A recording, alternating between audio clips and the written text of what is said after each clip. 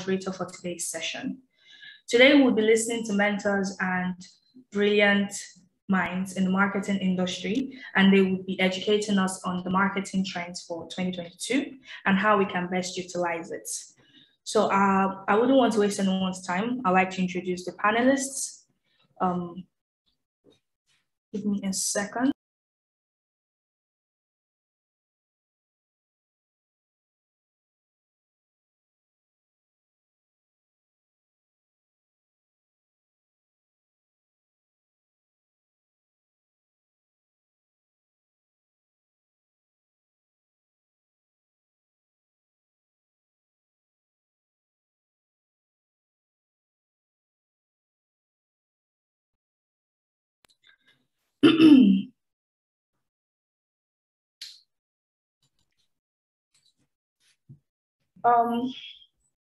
First, we have Olusegun Ogunjoye, is the head of brands and communication at AXA Mansard PLC. Olusegun is a performance marketing advocate, a Fulbright scholar, and marketing communication professional with close to a decade of experience. He currently heads the brand and communication unit of AXA Mansard PLC, with responsibilities to deliver brand and marketing objectives for the global insurance brand in Nigeria. Olusegun, please say hello to the audience.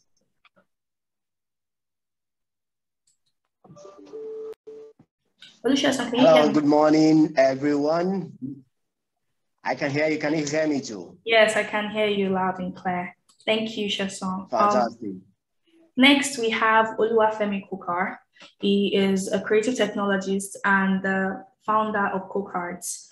Oluwafemi is a self-taught technologist who has practiced design commercially for over a decade. He founded a design conglomerate called Cocards and convenes the largest graphics design meetup in West Africa by the name Lagos Meet, where creatives discuss an informal deliberation. Could you please say hello to the audience?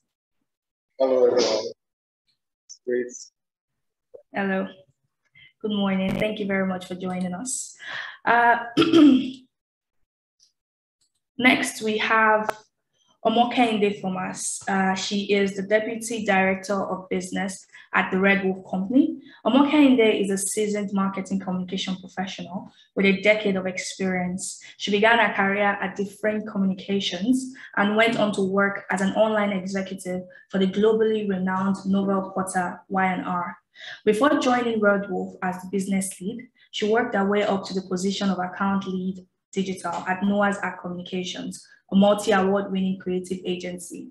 She has worked on brands such as 3 Crown Milk, Nokia, Multina, Airtel, GoTV, Mr. Chef, Pay Attitude, Maggie, Super Commando, and others in sectors such as pay TV, telco, technology, NGO and government, FMCG, and others. Wow, so impressive. Omokehinde, please. Hi, everyone. Good morning.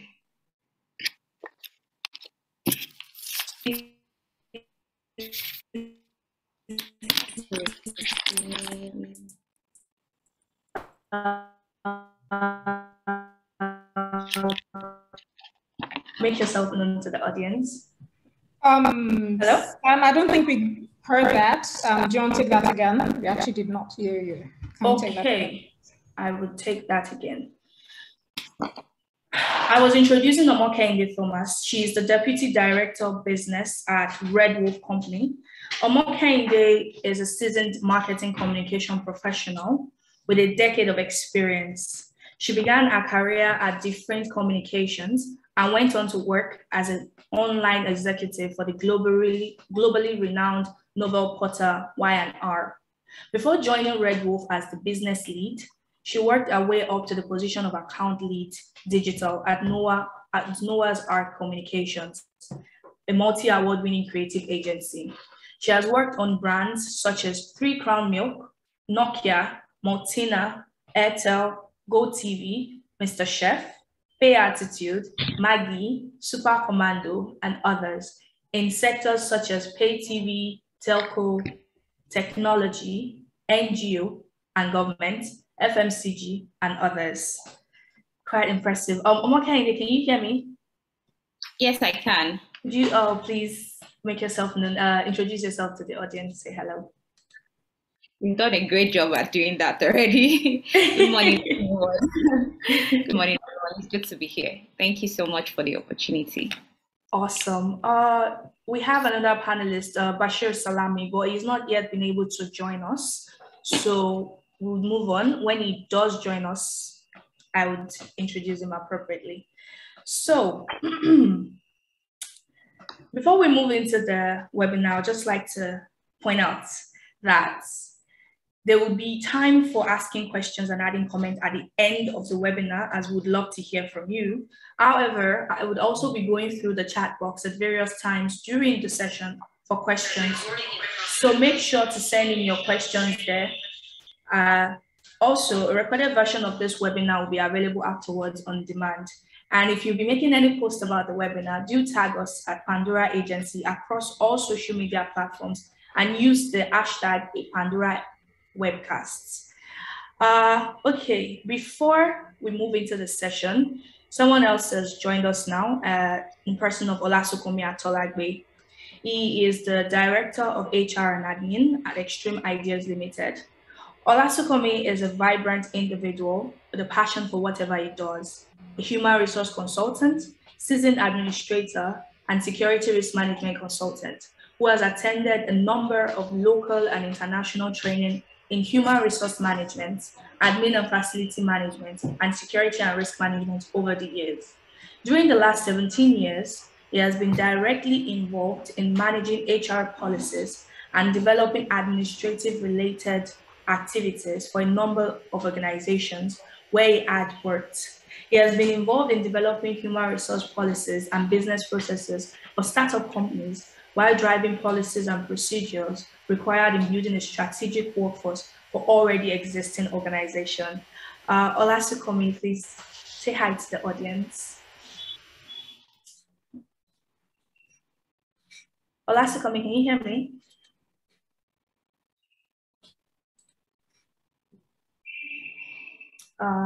Okay, I think Olasukomi might not be available to hear me right now. I would carry on in the meantime. Okay, so now we get into the webinar proper. For today, we'll be talking about marketing trends in 2022. But we thought it was important that before we do that, we first of all discuss the marketing trends that were in 2021 and the learnings that we should, take from them. So I'm going to go round with the speakers for them to give us their own summary of things. Olusegun, would you like to open that up for us, please?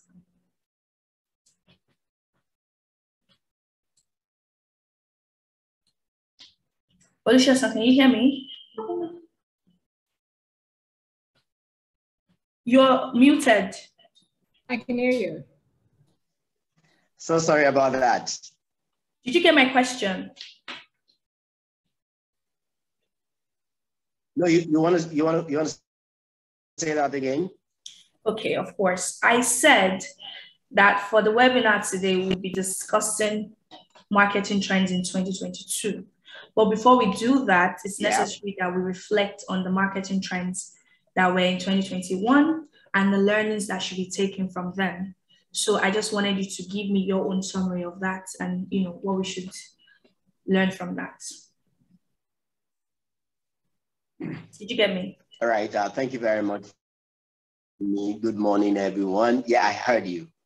Right. Good morning, everyone, once again, and thank you for having us here. Good morning to all other members of the panel as well, and a great, amazing job to Pandora Agency. You guys have been amazing. Well done. So basically, I think that at the very minimum, it's interesting that over the past 2 years, 2019, when the pandemic hit the world, as trite as it may sound, there is no way we can define anything without, the pandemic, as the nexus that kind of connects everything. Now we're having pandemic babies, and we are hoping that sometimes in the future, pandemic babies will have their own psychography and demography that we begin to track, right? But if we bring that same situation back to the marketing environment, we all know that pretty much it was the past 2 years literally has been defined by the pandemic, and we've seen the trends go from a huge if you like sharp shift into digital and technology because of the lessons that we all learned from the sudden lockdown that happened. And as marketing experts, he pretty much hit us by, I would say he caught a lot of people by surprise, such that there was some kind of, unofficial silent period of what should we be doing as marketing people. Then suddenly we all went into, that empathetic, emotional, communication, just ensuring that people are, all right and they are doing well. And, our communication changed because, nobody wants to be seen as pushy. Everybody just wants to be seen as, as human. And so it changed our communication. And we've seen that, not even also changing even into 2021, since, we witnessed that, trend. So you will find out that brands are not as salesy as they used to be, in those days, and advertising messages have suddenly changed. In terms of platform, you will also see that, like I said, there's been a lot of direction into digital, and not digital, just social media and, display units.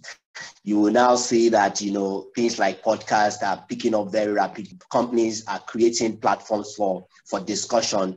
Space, Clubhouse was a hit at that point because everybody needed an avenue to hear, to express themselves in some way. And we saw, how brands are beginning to follow, the customers, in their journey to discovery, as it were, because everybody was confused. So people are trying to find their feet, and brands, definitely needs to follow. In terms of our marketing budget, we've also seen some impact on that as well. Not a lot of companies, were really, because of the need to cut costs.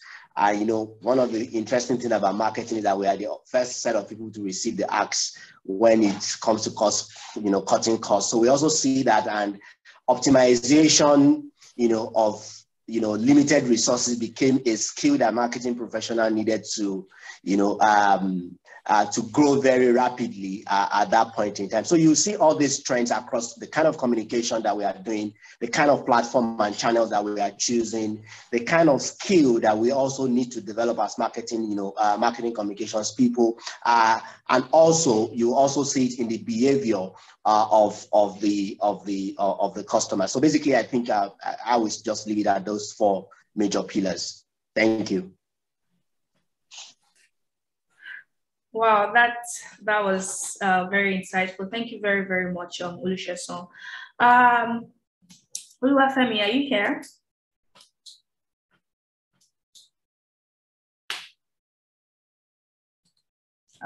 Okay. I guess not. Okay. Oluwafemi is not responsive right now. So, Omokende, can you hear me? Yes, I can. Awesome. Olusegun mentioned the change of behavior in customers after COVID-19. They are more open to brands that speak to empathy rather than just sales pitch. So I wanted to ask that, do you think that moving forward into 2022, that would be a permanent change, in conversation? And do you also feel like it is going to affect the downline? Because if you have to move conversation from sales to empathy and making your customers feel like you understand what they're going through, do you think that would take away the focus from the actual product that a brand or a firm is putting out there? I actually do not think so. I think that is basically what Sheson was really talking about, is that a lot of brands have now begun to explore storytelling as a form of advertising, which is something that I believe has been in existence for a very long time. And to be honest, if you look back at some of the materials that have been done in the past, you would see that at some point we had explored storytelling back then. But I think recently, because of the pandemic, I don't know, or something, there was a shift, and then basically everybody, most marketers are supposed to be able to explore using storytelling in terms of materials that are deployed. Every consumer wants to be seen. Every consumer needs some level of emotional connection with the brand that they buy, or the service that they buy, and they are asking the question why. And the only way you can create that level of connection or emotional connection with that brand as a consumer is the level of storytelling that is being told in the materials that are deployed.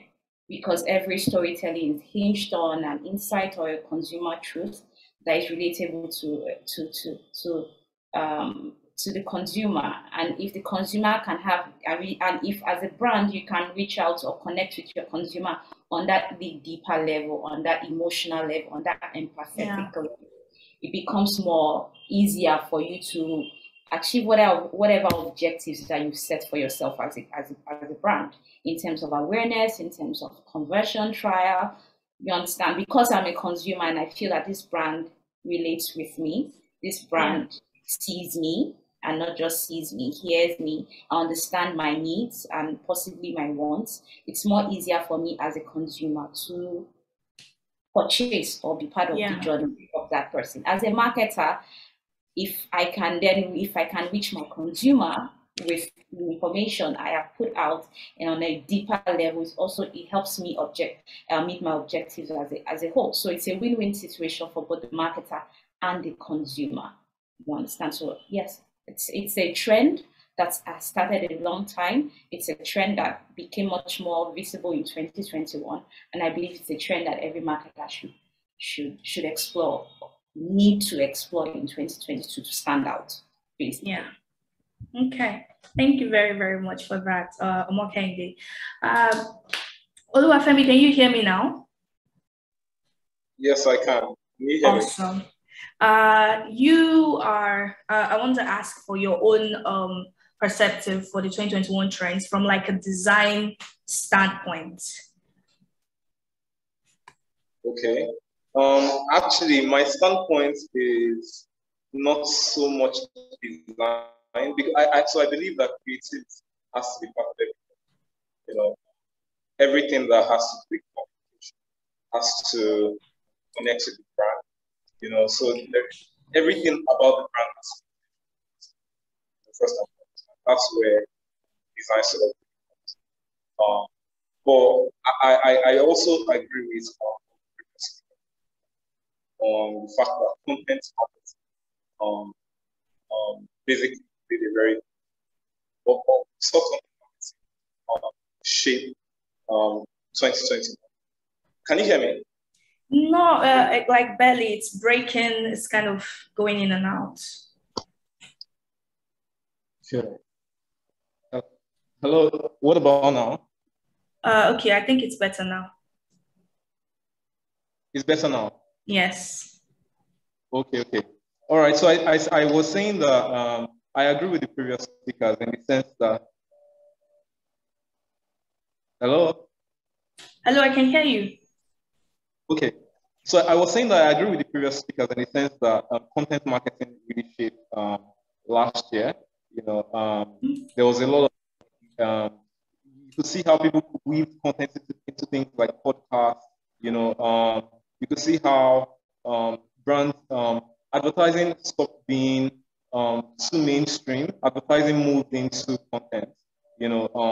Brands found a way to create partnerships, with people who could write about their product in a very precise way to an audience, or to a segment of an audience.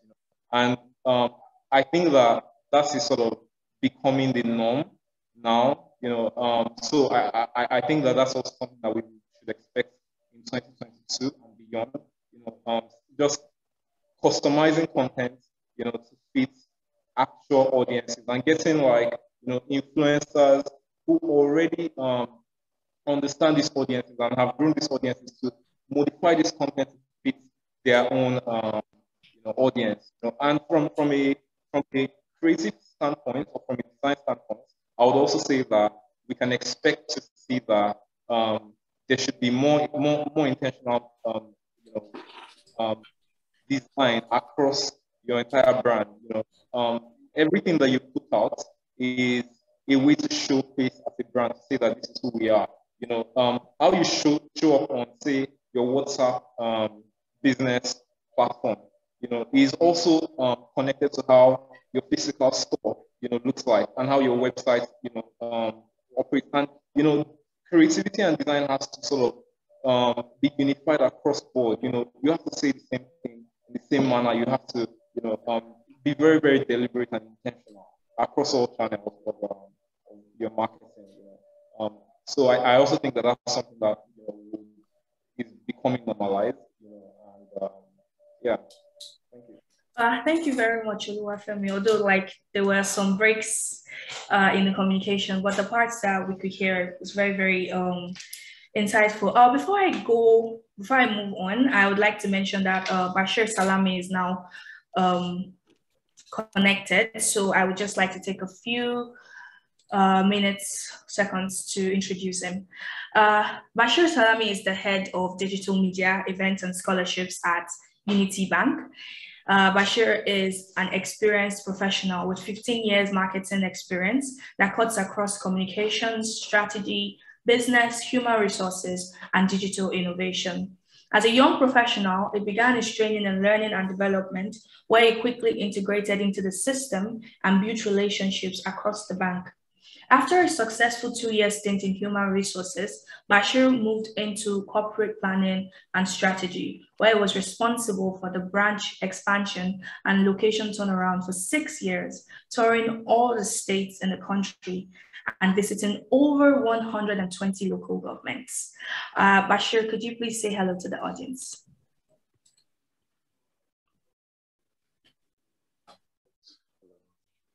Can you hear me, Bashir? Yes, please. Good morning, everyone. Good morning. So, apologies, I'm joining in almost 30 minutes late. I've been struggling with some technical issues on my Zoom registration. Thank you for having me. I've been listening in, and it's been an insightful session. I hope and wish to contribute as soon as possible.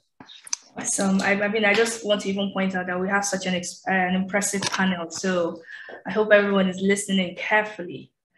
Okay, so back to the questions. Okay, so this is, I wanted to ask if Bashir and Olasukomi, if you'd like to add in anything to what we've already discussed about the 2021 trends. Okay, so good morning, everyone. Sorry, good morning. I also, like Bashir, I had to struggle with my Zoom account. I had 2 accounts, so I had to log in with the other one. So I'm glad to be here. I'm happy to be among wonderful veterans and professionals. Omokainde, how are you doing? Oluwafemi, we haven't met. I know Omokainde already. Bashir, hi. Olusegun, how are you doing? And of course, Kenny, how's it going? Okay, so I'll just quickly say that the most important element of all, which happens to be my own forte in everything that we do and everything that we say, people at the center of everything, so, but of course, looking at 2021, coming in from 2020, the way our lives have been forcefully changed, because I use the word forcefully because we didn't see it coming, nobody prepared for that. So by the pandemic and the fact that we had to deal with all of these things and what people had to go through, people were afraid, people were agitated, people were panicking. We were actually not fighting for our jobs at that point in time, we were fighting for our lives. All of us were fighting to stay alive, but in the midst of it, we believe that life has to continue. The economy cannot be shut down. Things have to keep going, so that's changed everything. It changed you, it has changed me, it has changed everyone all over the world, which means that transformation again was forced on us, so we have to start changing the way we think, changing the way we sleep, we go to bed, the way we eat, the way we communicate, the way we interact, because again, interaction physically was shut down. So then we had to switch. So all of the businesses that were struggling with trying to just keep it traditional, oh yes, they're just trying to take their time with digital, were forced in one way or the other to have to take that transformation, into their processes. So I'm not going to belabor it yet, but that's just that part for me, and that's how we got to where we are today, and that is how we need to continually adapt to this change, work out transformation plans that would align with the most important element, like I said again, the people. Thank you.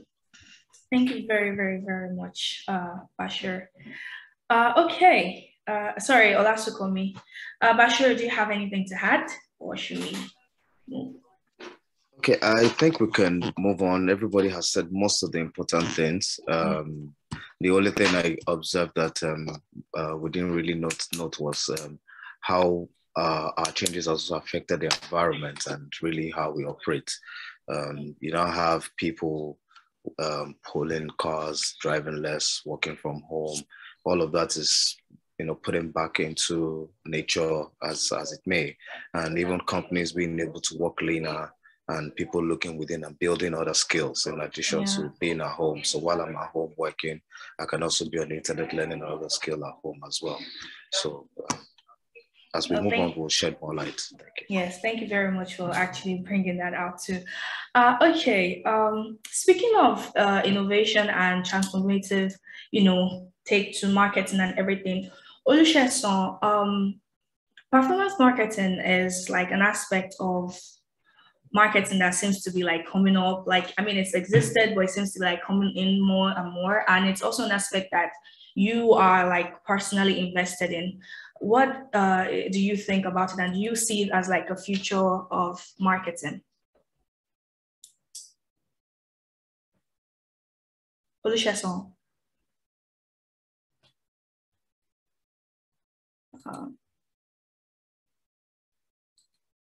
Okay, I think we'll have to circle back to that. Can everyone else hear me? Yes, I can hear you. Yes, I can hear you. Okay, so maybe it's a network issue on his side. We would circle back to that. Omokende, you spoke about storytelling earlier and how important it is to marketing and to people and to sales. I wanted to ask, what elements of storytelling needs to be considered by marketers and business to fully capture their audience?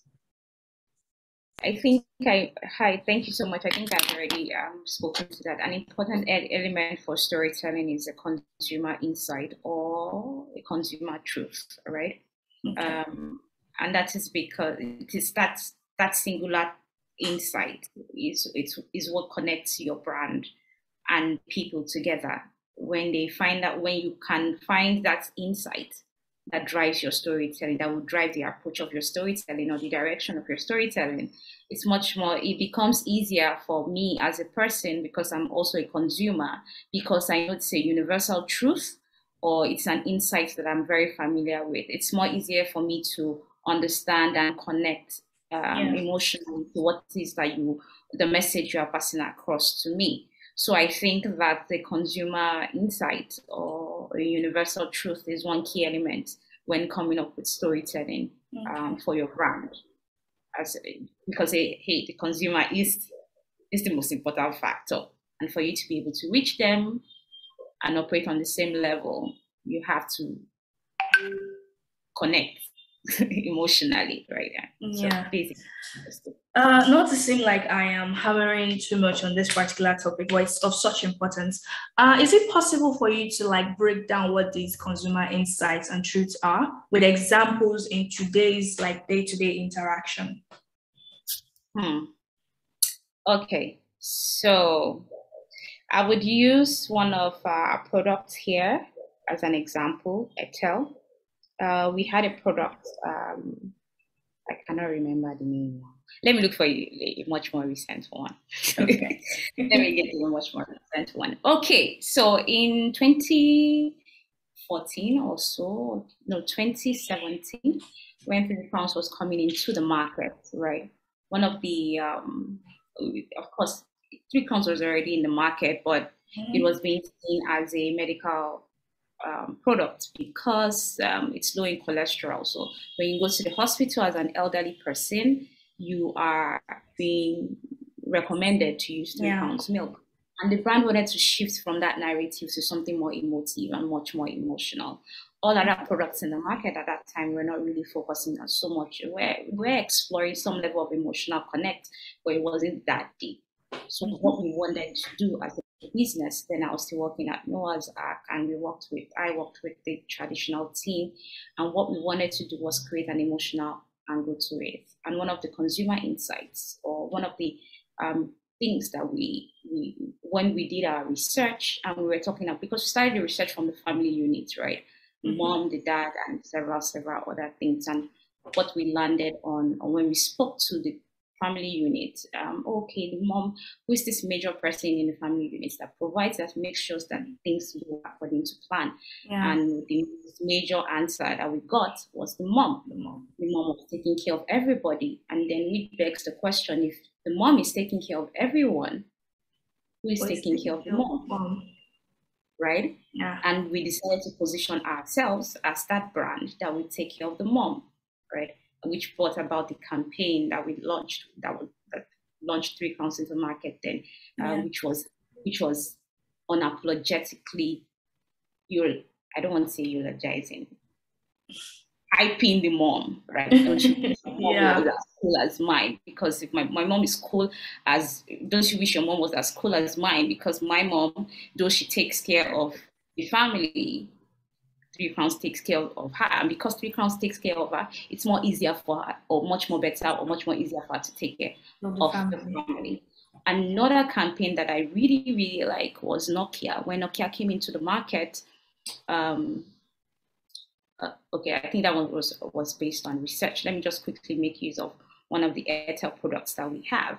It was a product that that basically was going to give a lot of people in a market where we have people using data than calls, right?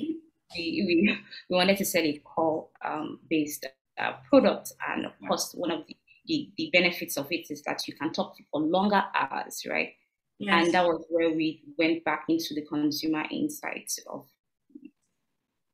mothers. When I call my mom, or when I give my mom something, she calls me and she's on it for a very long time in terms of prayer. She's praying, and I'm at work. I'm like, Mom, I'm at work. Over and over. Right? Sometimes she comes to the office to come and visit me, and when I'm taking her around, like, my colleagues already know her, so when she pops in, everybody's like, hey, and then she would pray and pray and pray.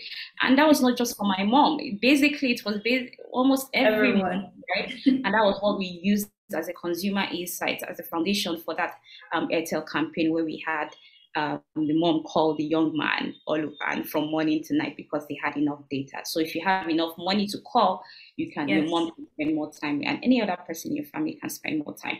So your consumer insight is not just something that I can relate with. It should be something a universal truth that everyone can relate with, as one can, so that when they see your material, they can connect with it and say, oh yeah, this is true. This actually happens. Yes, this is true. My mom takes 3 crowns milk, and because she takes 3 crowns milk, she's, can now do so many things that she can. Yeah. Now that Airtel has given me enough airtime When I load my card, it doubles all over again. Now my mom can call me for a longer time, or my dad, and actually have prayers, and I don't need to be bothered or tell her that mom, or mom, don't talk to me later like that. So just a strong insights or consumer insight, and that's what we do where we work. We make sure that whatever campaigns we are coming up with, there's a universal truth or a consumer insight driving it. It's more easier to connect. Everybody can connect. Thank you so much, Omokayinde. That was very, very insightful. Very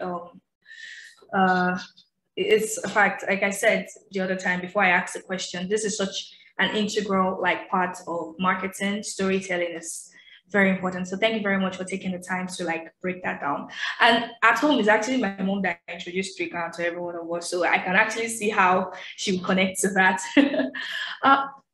Sorry. Olusegun, can you hear me now? Yes. My apologies. Okay. I asked the question before. I'll just ask it again because you got disconnected.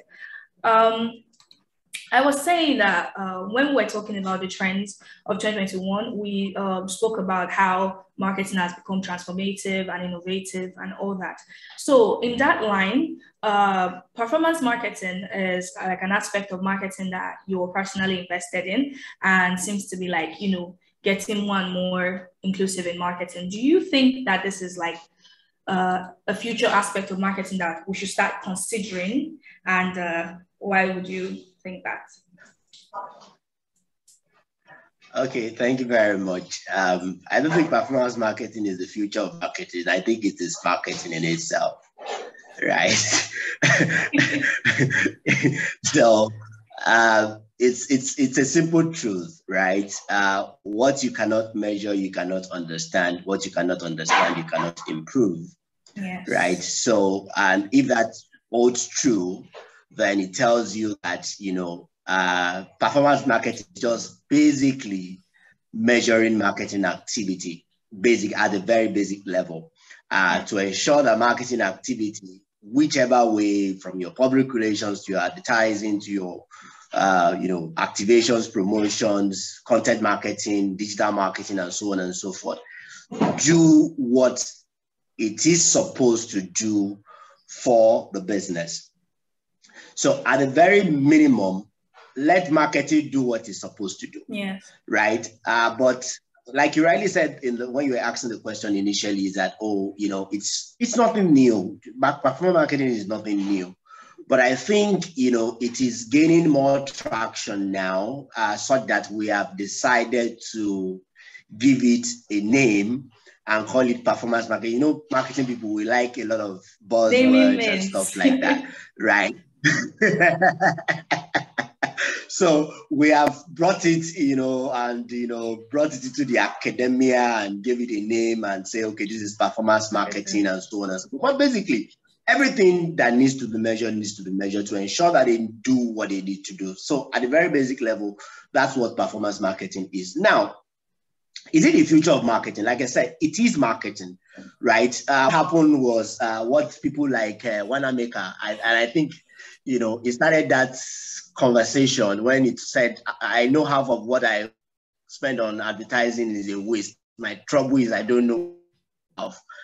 And, it became an excuse for marketing people to spend a lot of money and say, I have created awareness. I am building equity for you. I'm like, hey, guys, wait a minute. And, the digital, wave came and changed that narrative. We found out that things were more measurable with, the digital. I think there was a time I was, discussing with KRO, and we had this extensive conversation, and it became more easier. And over time, even the digital people went off the tangent a little bit, measuring impressions, reach, and, those vanity metrics. And it became, hey, marketing is supposed to deliver the cocoa. You know what I mean? Where they go? That's the bottom line, man. That's the bottom line.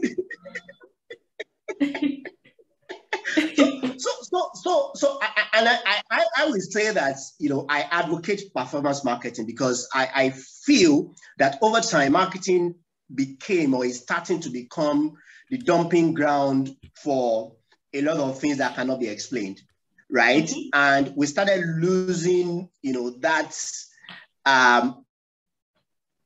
importance as a strategic part of the business because they just believe, oh, this is a cost center.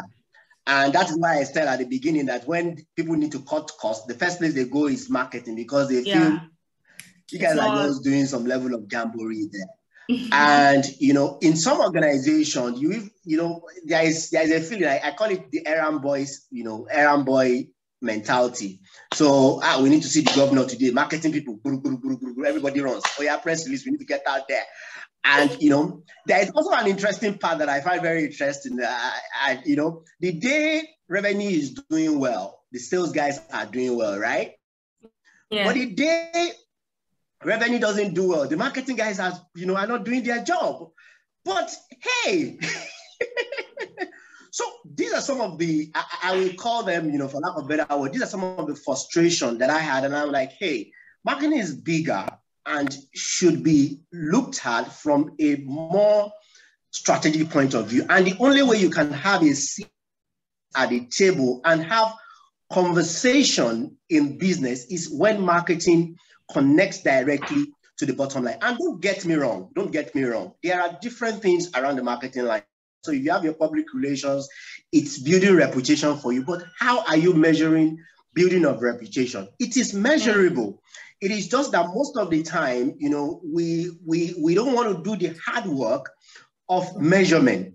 Yeah. So we just believe, well, once my boss comes to this event and it goes well, you know, light didn't break down, people show up at the event is a success, right? But this is a measurable. At the very minimum, marketing should help you, you know, either it is giving you more money, it is adding to the valuation of your company in terms of the equity, because at the end of the day, everybody evaluates their company. And brand is an asset in your company valuation, right? So how is that line item in your company's valuation appreciating? And the last level is at least people should be willing to pay a little more for your product as against your competition, right? So it is interesting that if you look at these three lines, the only thing marketing people also want to say when they're not looking for excuses, you know, say, oh, the product is too expensive. That's why people are not buying. But hey, there are people who are not even buying those products because they are too cheap or they are too affordable because they don't want to associate with it. So pricing is actually an interesting dynamics to what you want to look at in marketing. So if you look at all these things that I've spoken about, then it gives marketing people to begin to say, you know what exactly is the problem of the business? How is marketing going to help solve the problem of the business? It is not every time that the problem of the business is do more advertising. It is not every time that the problem of the business is do more public relations activity. Yeah. Sometimes marketing people just, and I appreciate Kehinde. I was smiling through, you know, the conversation that she had, you know, when she was talking about insight. Sometimes insight should just drive this thing. What exactly is the lever that needs to be pulled? What is the parking brake that is stopping this vehicle from moving, right? So it is, there is no amount of good advertising that will sell a bad product twice, right? You just need to understand that, you know, there are levers to be pulled. And once you pull those levers, you know, what is supposed to happen to the business will happen to the business. And if you measure, you can understand what is working and what is not working. If you understand what is working and what is not working, it is easier for you to improve on what you have done before, what you have not done well. But above all, you know, I usually tell people that we like hiding under that, you know, awareness. We don't want to measure because we don't want to face the brutal fact of failure. But hey, if you don't, you don't even know that you are failing. You don't even know. It's like, you know, you don't know when the carpet is going to be swept, you know, from underneath your feet. So sometimes it is okay to put this dashboard before you and say, you know what, I'm messing up. What can I do? Where do I need help, you know, to do what I need to do? So the next time they want to cut budget, they will think very hard and say, you know what, these guys know what they are doing. Many a time, how do we even measure our marketing, expense to, to revenue ratio? So these are some of the things that, are the conversation around market. So it's pretty much not a new thing. I don't think it is the future of the marketing. I think it's the marketing itself. I think it is now of marketing.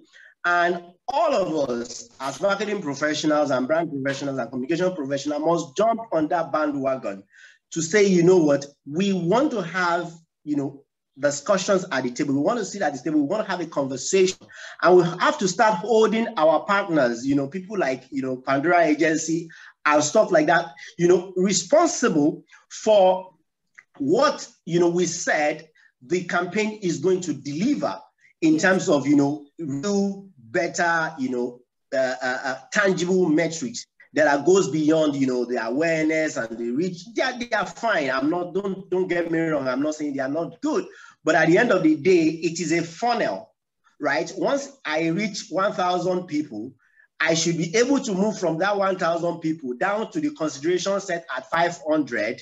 And from that 500, I should be able to move 100 down to decision. Yeah. That is when marketing makes sense. All right. Yeah. Thank you very much. Thank you very much, Sheson. Before you go, though, I just want to point out this. I wanted to ask you this question. You said, you talked about how we need to hold marketing agencies responsible, like Pandora Agency and all the likes, for them to deliver on what the campaign is supposed to deliver. But you also mentioned that no matter how well you do something, you cannot sell a bad product twice, no matter how good the advertising is.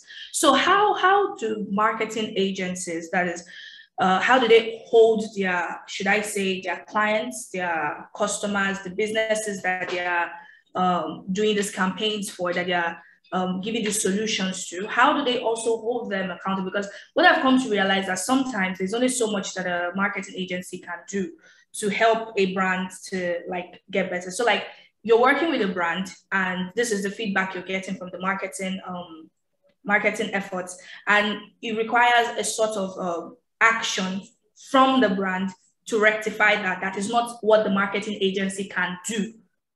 So how do you properly communicate this thing to the brand, okay, hey, see, we've done our part, but this aspect of it is up to you, it's for you, you are the one that's supposed to do this. So do you have a should I say a roadmap for that? Okay, two things. The first, I would say that the agency is as good as its client, right? Yes. Because agency acts on brief. So the clearer the client is on what the communication or the marketing or the digital objectives are, the better for the agency, right? So first, it is not the fault of the agency. Most of the time, it is a value chain, right? It is big goal. What you give the agency, it is what you blow into the trumpets that you get on the other side of it, right? So pretty much, that's the first thing. So this is not casting aspersion. And the second thing I was going to say is a story of Kehinde and I have known ourselves for a very long time, but we reconnected about a year ago, and a year or two ago. And she told me about Pandora, and we tried to do some stuff. But one thing I find very interesting, by the time we got to certain levels, and she was like, you know what, she said, it's okay not to have this business, because right, there was an ideological, clash that were in terms of what I want versus what she knows, and she's confident that our team can deliver. Okay. So I think, agencies need to get to that level. And I'll also tell you very freely that I have, in those days, agencies used to be like an appendage of the client.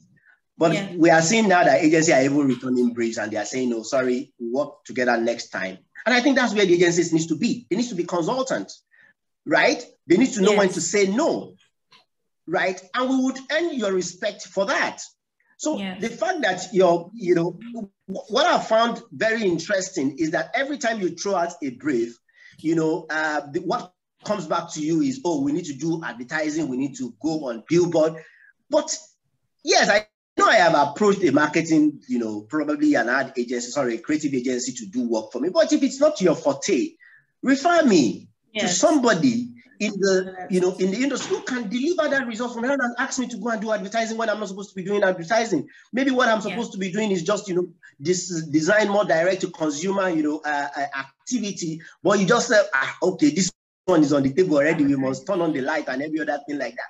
And by the time we are done, I am asking you question. Then you are telling me, I gave you impression, I gave you, people don't, it takes, time for people to buy products. So the fact that they heard today does not mean they are going to buy tomorrow.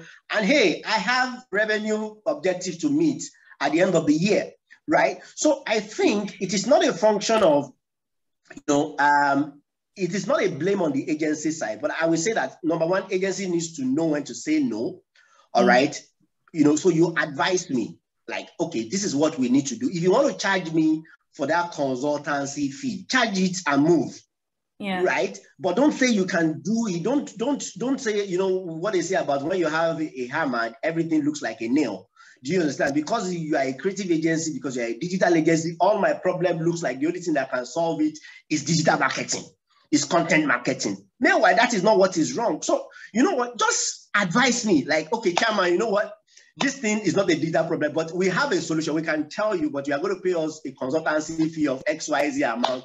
We tell you, we give this document to you. If you want us to help you monitor execution, pay us for the next 6 months to help you monitor execution, and let the right people who have the right skill do the job. Then everybody is happy. Yes. Thank you. Thank you very, very much, Sheson. That was very, very enlightening, eye-opening. Not every job is your job.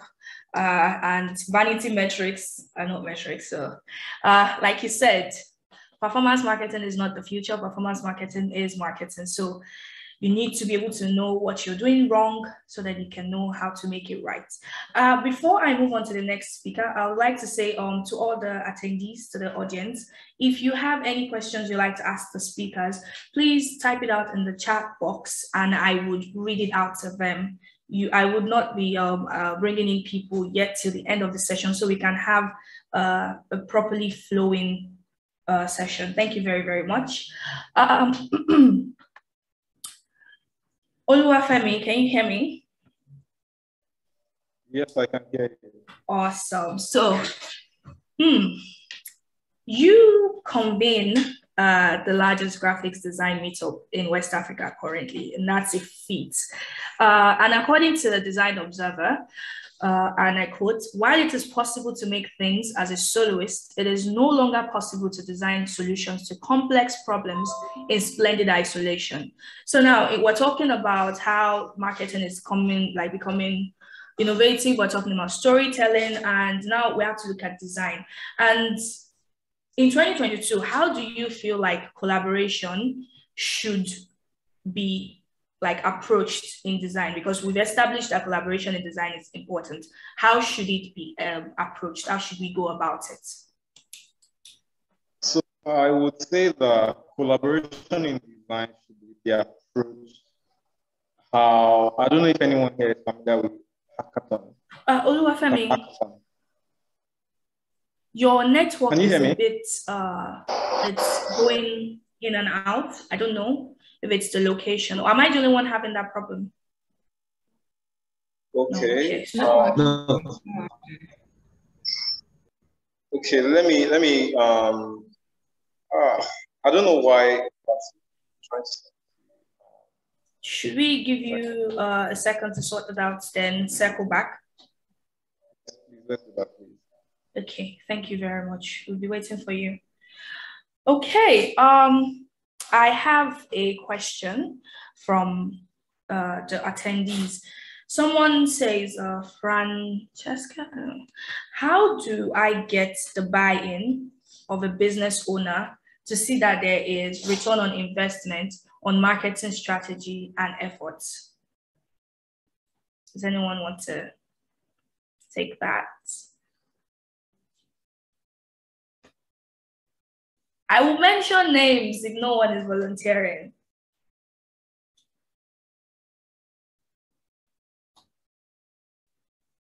Okay, I think Olusegun wants to take it for us. Hello, can you hear me?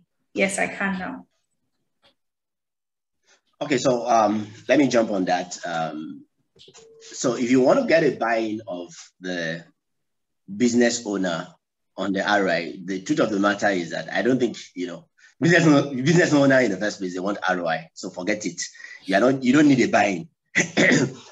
So probably what you want to, get is you want to be able to convince them that your marketing strategy will deliver,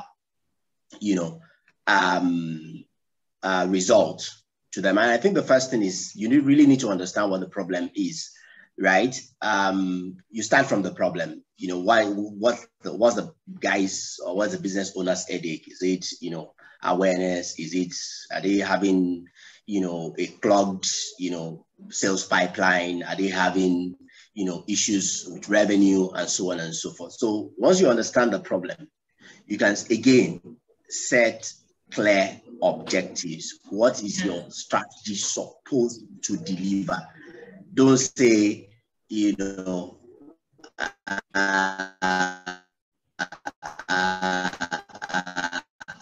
are going to create awareness. How many people do you want to create awareness for? And how are you going to make it really clear?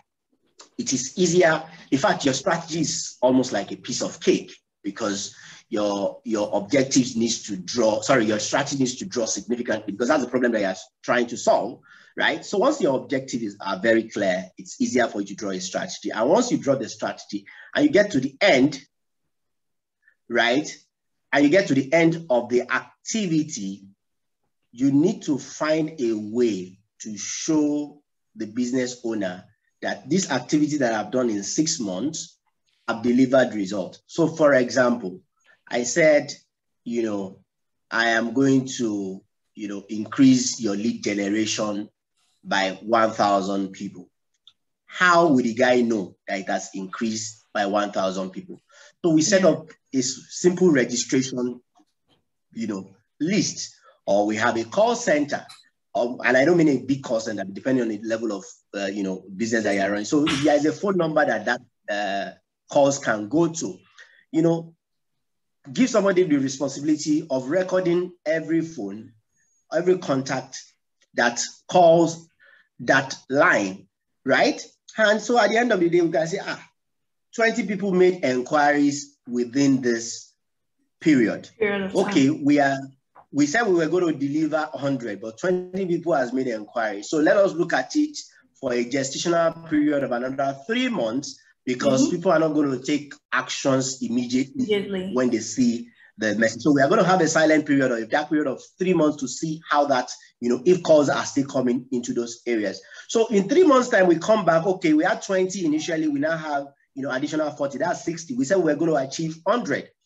Then you look back, which is, why did we not achieve 100? Oh, we did not, we didn't add digital to it. Maybe if we had added digital to it, we would have been able to achieve our 100. So basically, every business, wants ROI. They want to see, and ROI does not necessarily mean, revenue. It means return on investment. What did I say that I was going to get at the end of this conversation or at the end of this campaign? And did I get it? And if I didn't get it, why did I not get it? And what do I need to do, to pretty much get it? So if professionals start having conversation along that journey of where are we, where do we want to go, how do we get there, what is the best channel for us to get there, and how would we know? Very important, that is the measurement part. How would I know when I get there? How would I know that I'm traveling from Lagos to Abuja? What is the sign for me to know that I'm now in Abuja and I'm not in Lokoja? So when the pilot announced that we are now descending, then I know that I'm in Abuja. But if they say that Obafemi Awolowo Airport, you know that there is no Obafemi Awolowo Airport in Abuja, then you know that you're in trouble. We are in the wrong, wrong channel.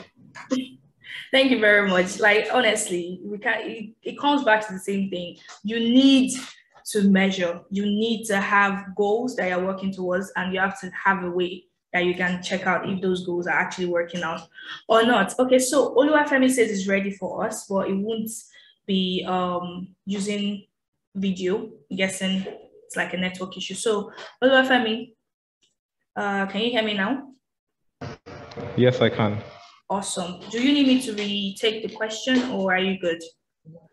I think you should retake the question just so that I'm just trying to I said that basically I'm asking that we've already established that collaboration is important in marketing, but like in design, graphics design. Yes. But in 2022, how do you think it's best for us to approach collaboration in design?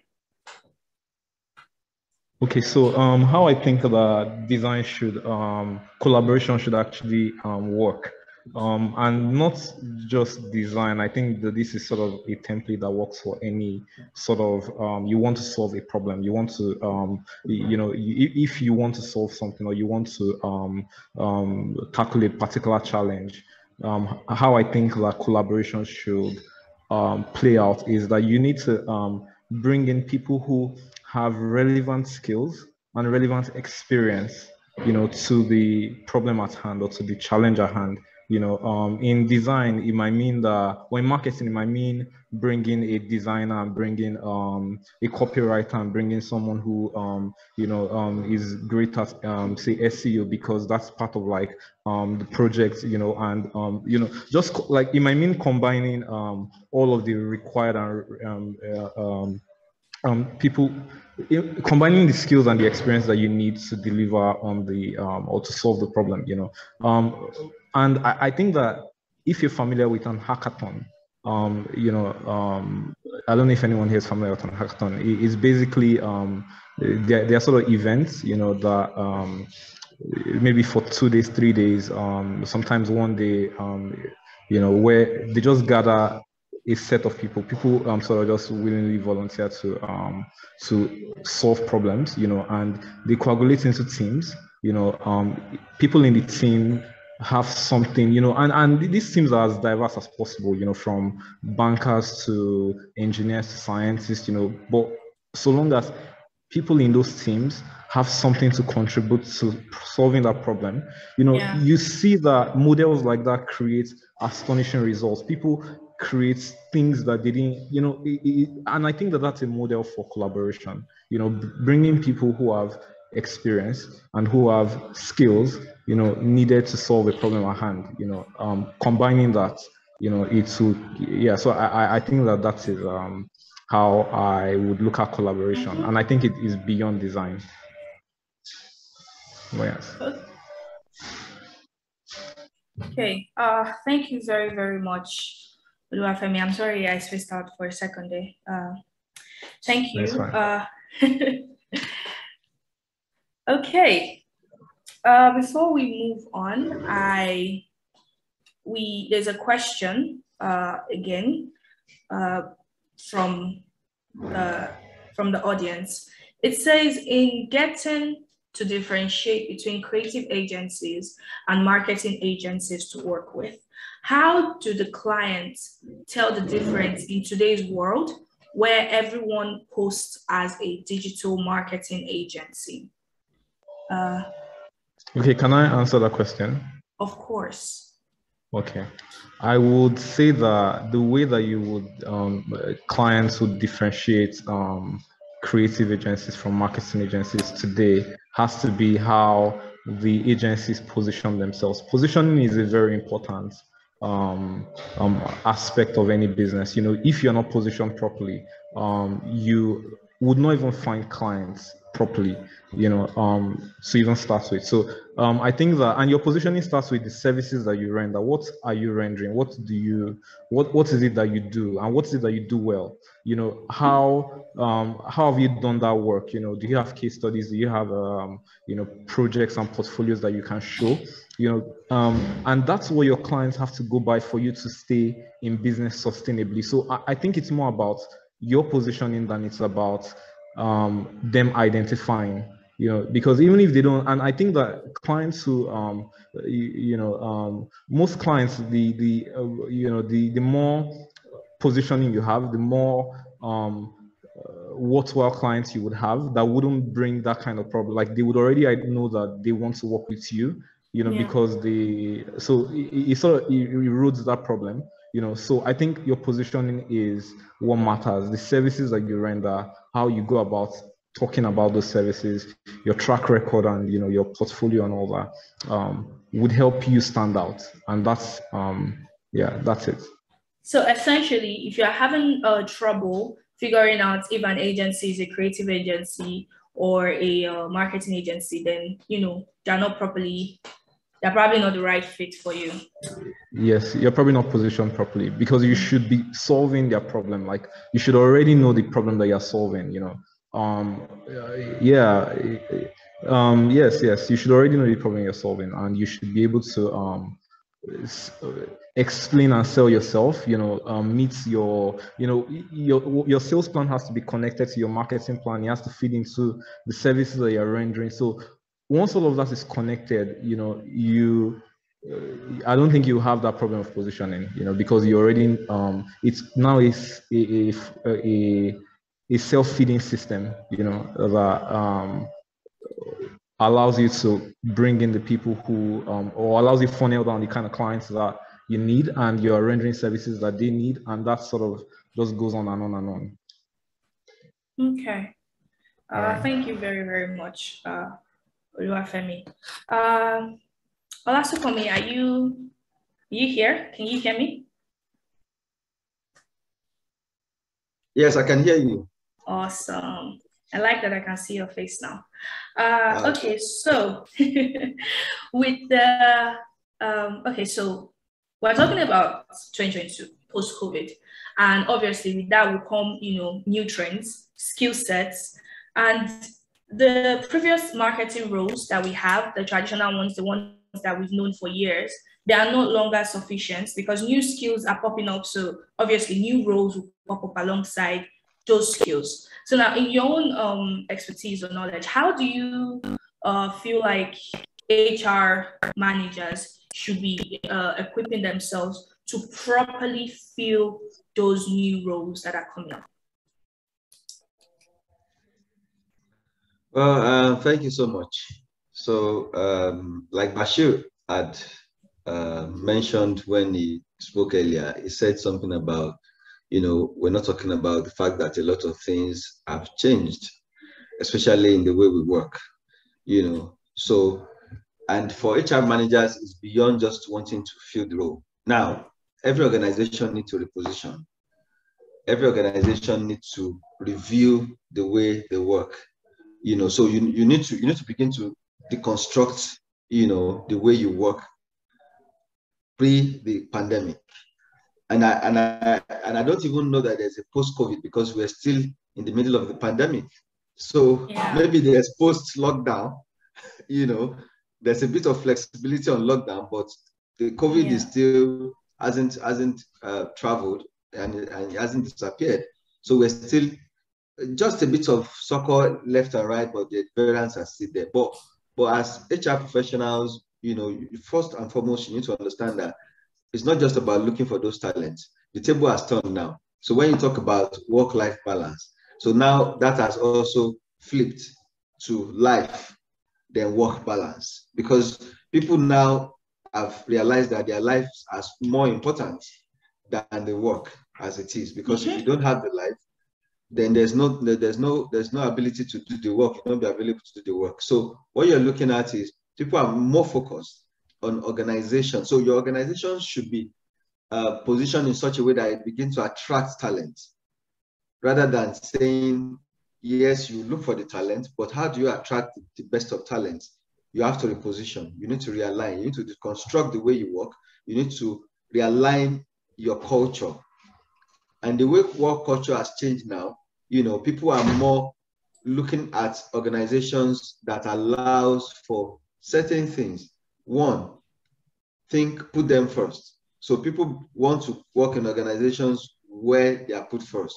So for HR managers, what you need to do first is to make your organization that place that people actually want to work. You know, so, and then people want an organization that is flexible with work location, that is flexible with work time. So give you an example. If you want to hire people now, they ask you very quickly, oh, is that job hybrid or is it, remote, or Yeah. is it so? Those things have become more important to people now than even before they ask you how much you are paying, because it then has moved away from money, to life. People want to see that you are more empathic. So again, going back to what HR managers need to do, make your organization very attractive to talent. And that's one of the ways where they begin to even look at you before you even start to look for them. And they aspire and they begin to tell themselves, that is the kind of place that I want to work. Secondly, you need to deconstruct the work itself, how the work is done, where the work is done. People want to choose where they work now and the time they work. But also much more important is that you have to train your line managers to become more empathic, because it has gone beyond the time when people just, you see something that seems, for example, somebody came into, maybe the day they have to work from the office, they came in late. And your first reaction is to say, oh, yes, you're going to be penalized. No, things have moved away from there. So you need to begin to be more empathic. What exactly is the situation? You analyze it. What is the problem? So people need to start seeing HR managers begin to implement such or develop such culture in their workplace, to be able to attract those talents. But talking about the kind of talents that you're looking for, again, I mean, the professionals there have said a lot about digital marketing and how, things have moved now. Olusegun has said a lot. Oluwafemi has said also. Omokainde has also said a lot of things about, how to look at where these people are, what they are doing, and how to attract them to the brand. But you also need to begin to look at how do you fill some of this new need in terms of talent. What exactly are you looking for? Because if you're a HR manager, you don't understand what the trends are, how do you begin to even know what kind of skills or talents you need? So you need to first understand what the trends are, and they have spoken about that. But from where I see it, so a lot of things have changed. I mean, we start to hire people. If you're a graphic artist, for instance, we want to see that, you have the skill that has to do more with visuals, motion graphics.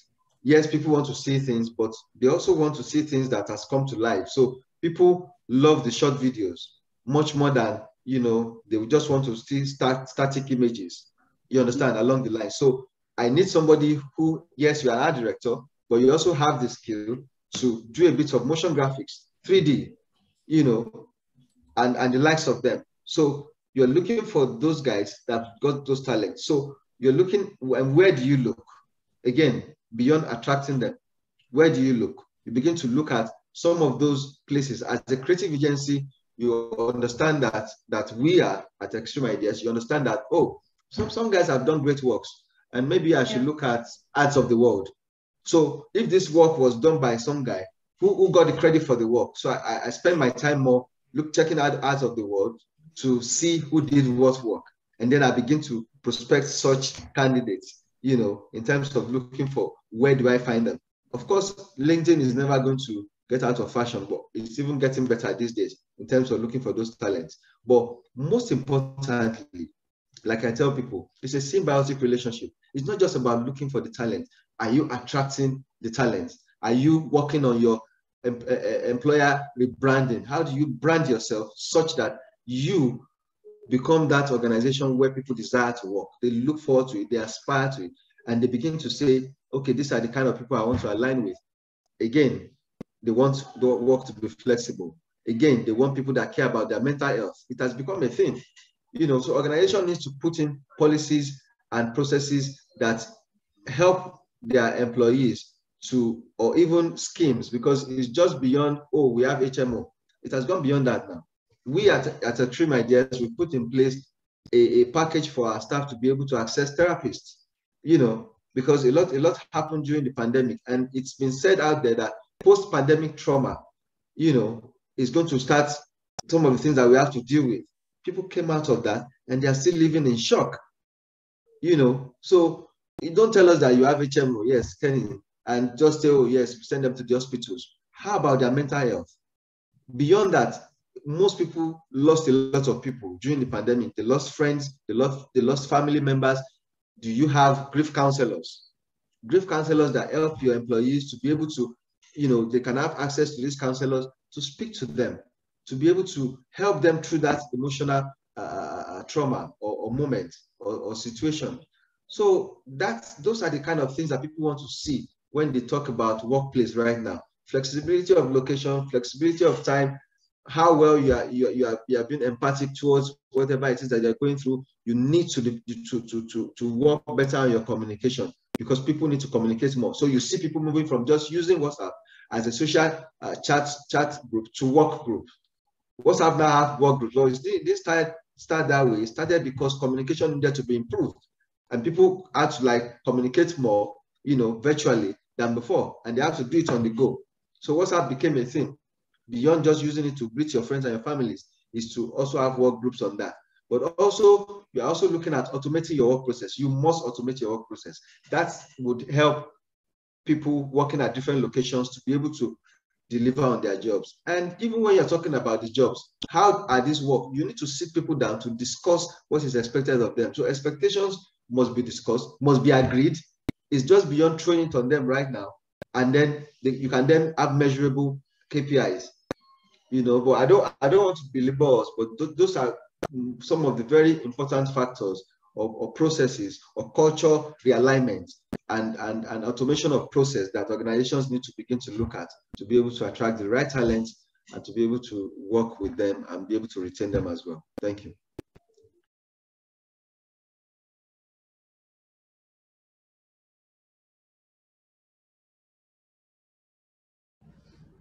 Sam, you may need to unmute yourself so we can hear you. I'm sorry, I didn't know I was muted. I was saying that thank you very much, Olasupomi. That was very insightful. Like you mentioned, it's not just enough for marketers to go with the trends. It's important that across all board, including the HR professionals, that they go with the trends and adjust themselves properly. So thank you very, very much for that. Okay. The marketing industry is a fast-paced world with new trends, with new developments, a lot of energy and creativity goes to making sure an agency keeps up. And now with what Olas said is there's even more strain because of everything that is happening. And Bashir, can you hear me? Yes, please, I'm here. Yeah, wonderful. So you have a bit of background, in HR and policies and everything like that. So I wanted to ask you from your own standpoint, from your own experience, tying into what Olasupomi already said, what are those things that you feel are necessary to allow, to help HR, or it's necessary for HR professionals to do to make sure that their current staff are, up to date on the skills that are necessary to survive in the marketing world for now? And also, what are those things that need to be put in place specifically to make sure that as they're trying to keep up, they do not burn out under the strain? And if they do, what you can do to help them? Did you get that? Yes, I did. Thank you. Okay, so I'll speak from experience and then bring you ideas. So the workforce has changed over the last 15 years from when a few of us started our careers. It was more rigid, come to work early, you don't leave until your boss leaves, you work overtime, you work weekends. Nowadays, also because of how, before even the COVID pandemic, also because of how the country and the economies have changed over time, people's thinking and learning methods have also forced to change their behaviors. So we need to take into the consideration of the new young school leavers today. They would not behave the same way young professionals would have behaved 12, 10 years ago. They, like Sukomi also said, they demand a lot more concern. They demand a lot more interaction. So for me, where I will start from is very simple. COVID has given us a big leap by forcing us to understand that working from home does not kill a company. It also lets us understand that we can have leaner teams and we can work at different times. Efficiency is where the focus should be on. But it also created another gap, in as much as it has also closed, it has also taken us from one phase. It has created another gap of monitoring. How do you get the best of all these people working from home? There are also challenges of their power situation, data,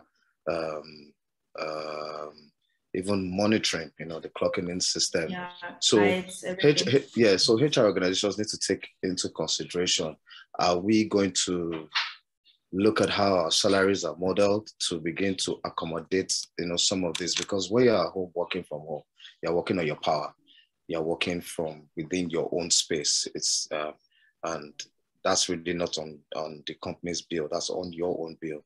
So we need to think about that. And then maybe that also starts to, push people to want to put more or contribute more into the company. Also, we have realized that today's world, we cannot do without digital, either in marketing or in our processes, in anything we are doing. So in every workforce, not every department, not just even marketing, you should always have a digital leg to everything that you're doing for your communication. You need to now start to learn skills. Right now, your graphic designers have evolved from just your regular creatives. They now do a lot of things. Many of them are even full end-to-end digital marketers. So that skills involvement, which we need to pay more attention to so that we can get the best out of our workforce. We also need to create more relaxed environments. Yes, the bottom line is important, but the people are more important. If you do not have the people, the bottom line will not increase in any way. And if you keep turning over the people in HR, it's more expensive to recruit because you spend a lot more time trying to decide on that best person, the process, 1 month, medicals. You may never get the right fit of what you wanted before. The person may come in and not stay. So retention for us is now key.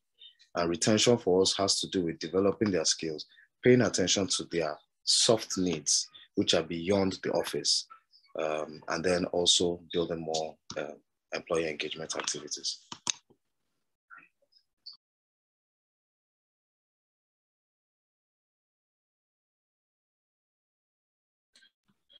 Yeah, thank you very much for that, Bashir. The people are important. We always, they are like the key right now. So it's very important that HR practices reflect that. Thank you very much for that breakdown. Omakayinde, are you still here with me? Are you still here with us? Yes, I am. Awesome. So according to HubSpot correctly, one of the trends to look out for in 2022 is influencer marketing becoming a common marketing tactic rather than a passing fancy or like a trend when it started in 2020. How will that influence marketing? How will it inform marketing content and marketing strategy going forward? Okay, well, to be honest, I think that influencer marketing and marketing, most especially content marketing, go hand in hand naturally, right? And basically, this is because we are trying our possible best to build the customer's trust with whatever content or is deployed across all the platforms. So I think they kind of go hand in hand, especially when we are trying to achieve said objectives, right? However, I believe that in 2022, or in fact from 2021, we began to see a little bit of shift in terms of what exactly we want from influencer marketing. No more vanity metrics. We are beginning to, or brands are beginning to say, okay, beyond you talking about this product, how exactly can you influence your audience to take an action beyond liking it, beyond commenting on your page, to actual purchase or actual trial, right? Yeah. And that's quite good. It shows that brands have begun to move. Brands now have begun to move beyond vanity metrics, like as mentioned earlier on, and really want to know how these things affect the bottom line of the business. And that is basically a good thing. So it's a good thing.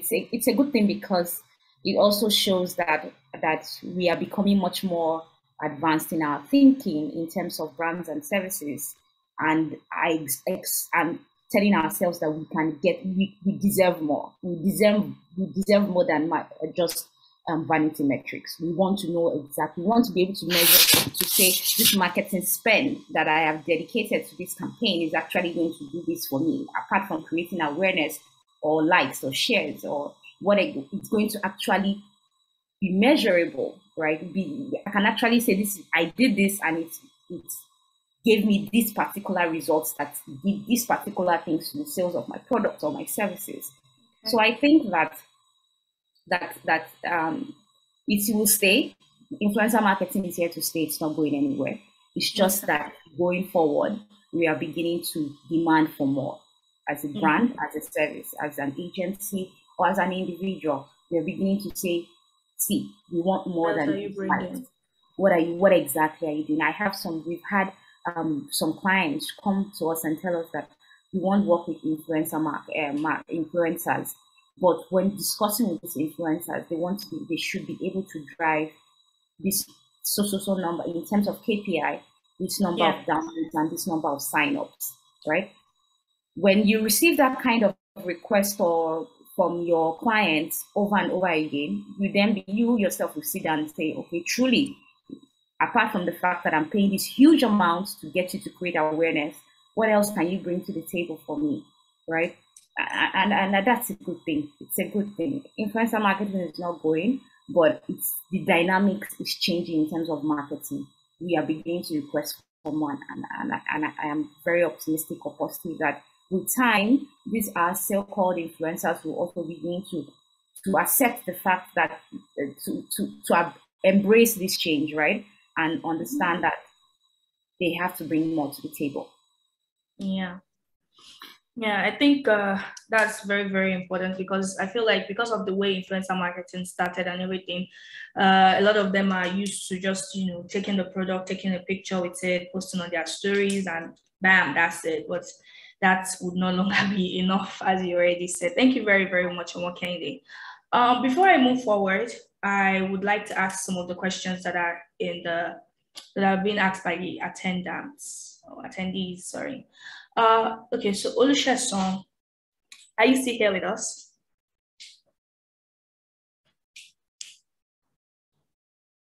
Okay, he's not. Okay, Bashir, can you hear me? Yes, please. Yes, yeah, can you hear me? Yes, I can, awesome. Okay, so this attendee said that in 2021, during the pandemic, in 2020 and 2021, during the early days of the pandemic, he tried some marketing strategies, and the performance or the result was very visible and very, applaudable. But now, post-COVID, or, as the last COVID says, post-pandemic, the strategies are no longer working. So he's asking that what happened, what has changed, what is needed to be done to have an improved result.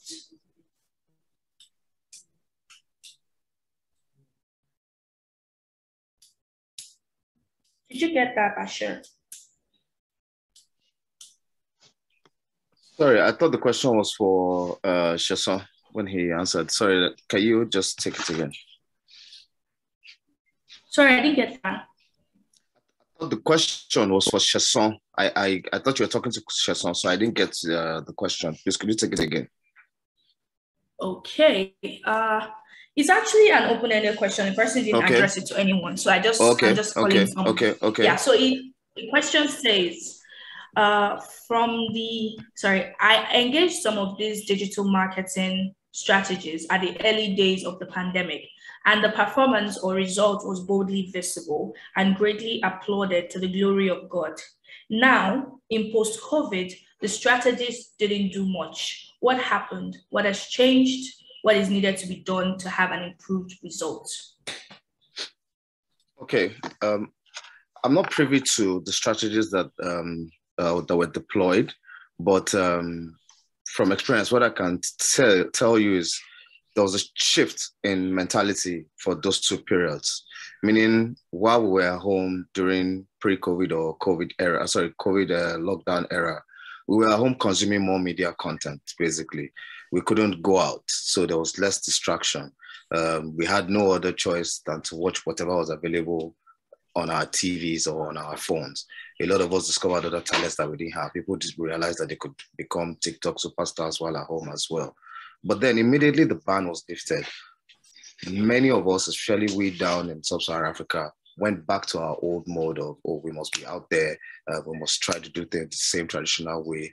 Even organizations that were paying attention to digital marketing during the lockdown was mainly because you couldn't do activations, you couldn't go out, you couldn't do any of the, people wouldn't see your billboards anyway. So it was mainly media content that we're pushing. So that's what I suspect could have happened. So the person needs to tweak again, whatever those strategies were. Now that people are going out, they are now they are now COVID guidelines. So maybe he or she needs to add in some of those other things that they were not doing during the lockdown, and then, look more towards lead generation using other platforms as well. Thank you very, very much, Bashir. I hope this helps the person. And as we've been saying from the beginning of this webinar, it's very important that you evolve, innovate, because, marketing is changing. There are new things all the time. So it's very important that is put into consideration in every, okay, Kiara has a hand up. So in addition to what Bashir said in answer to that question, can you hear me? Can you hear me? Yes, I can. Okay, so in addition to what Bashir said, and that was pretty spot on, I would say that, and something that Omokende actually mentioned earlier, is understanding what was the result of the past activation carried out, what was the result of the past campaign carried out. Yes, it may have performed good, and there may have been downsides to that, in as much as, yes, a lot of more people are consuming data, rather we're consuming more information at a particular point in time, given that we're all stuck at home. But I'm very sure there are other information there that can actually be used to influence the next campaign that can actually be run by the customer. So they need to go back. Hopefully it was measured effectively. Hopefully, I don't know what the objectives were. It was measured effectively, because that way, once you understand that metric, you don't tend to spend money again, more money, that you shouldn't spend, understanding that again, if that makes any sense. So measurement is very key, very, very key. And I love the fact that Omokende hammered on it, because it applies to every single thing we do, from MSMEs to SMEs to corporate organizations. It applies in that way. Maybe for corporate, it may only be larger, depending on what you're looking to do, but it's very, very, very good once it's measured effectively, all campaigns that we run. Okay, thank you very, very much, Henge. Okay, next question. Oluwafemi, are you still here? Yes, I am. Okay, awesome. This question looks like it's a follow-up to what you said about the distinction between a marketing agency or creative agency and how to place yourself. So the person asks that in recent time, most agencies claim to be 360 degrees agency. But on a closer look, one would discover that they have an area where they specialize, yet they claim to be like a jack of all trades. So what should agencies be doing to streamline their service offerings?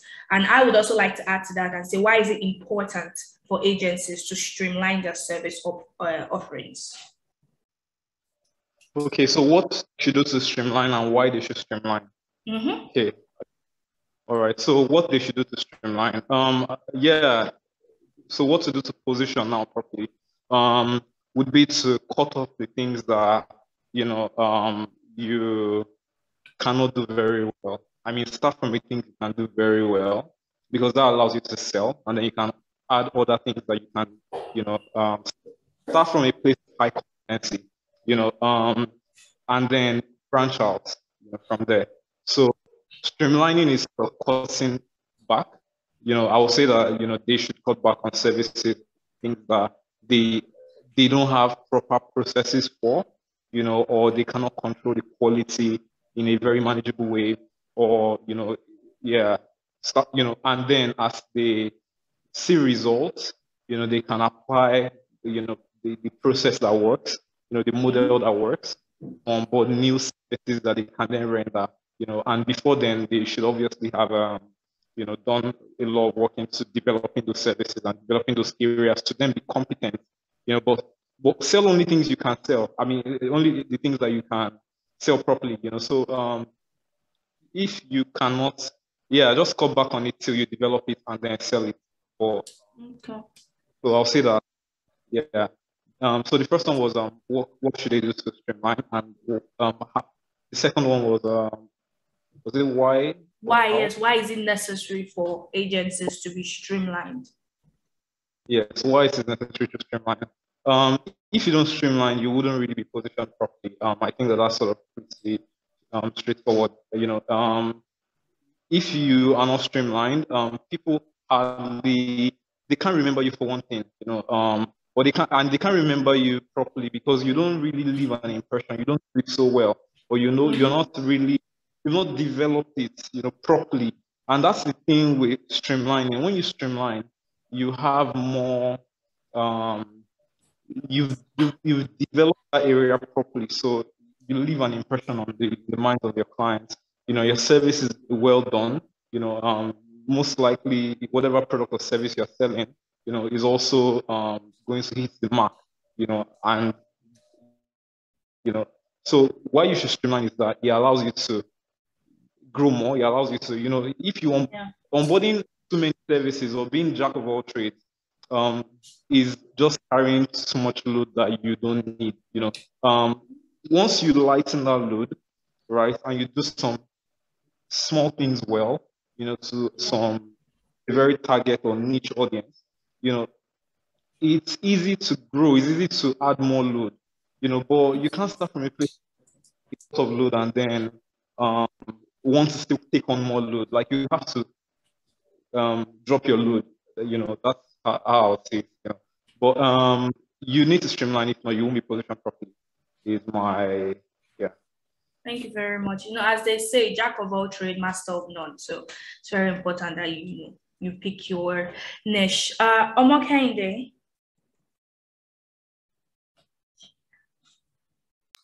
Yes, I can hear you. Awesome. Okay, so this next question I'd like to give to you. The person says, what is your understanding of the role of a product marketer in the tech space? In the tech space. Okay. So basically, I think the job of a product marketer is someone who research, define, and articulate the position of the product in the market. They spend time developing effective market strategies, basically, for a product. And I think that's universal for also a tech space. I believe whatever product or service you're selling in a tech space, you need a product manager who can do research, develop strategies on how to move that particular product into the market based on consumer research, based on market research, based on every form of research, right? And make sure that things are done in the accordance of that it's supposed to be. I don't think that a product marketer in FMCG is basically or significantly different from a product marketer in a tech space or in pay TV or no.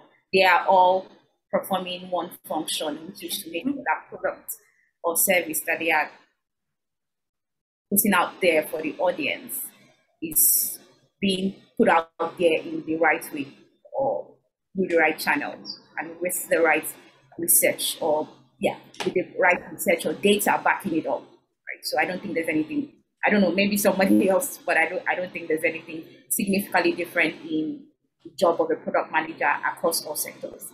Okay.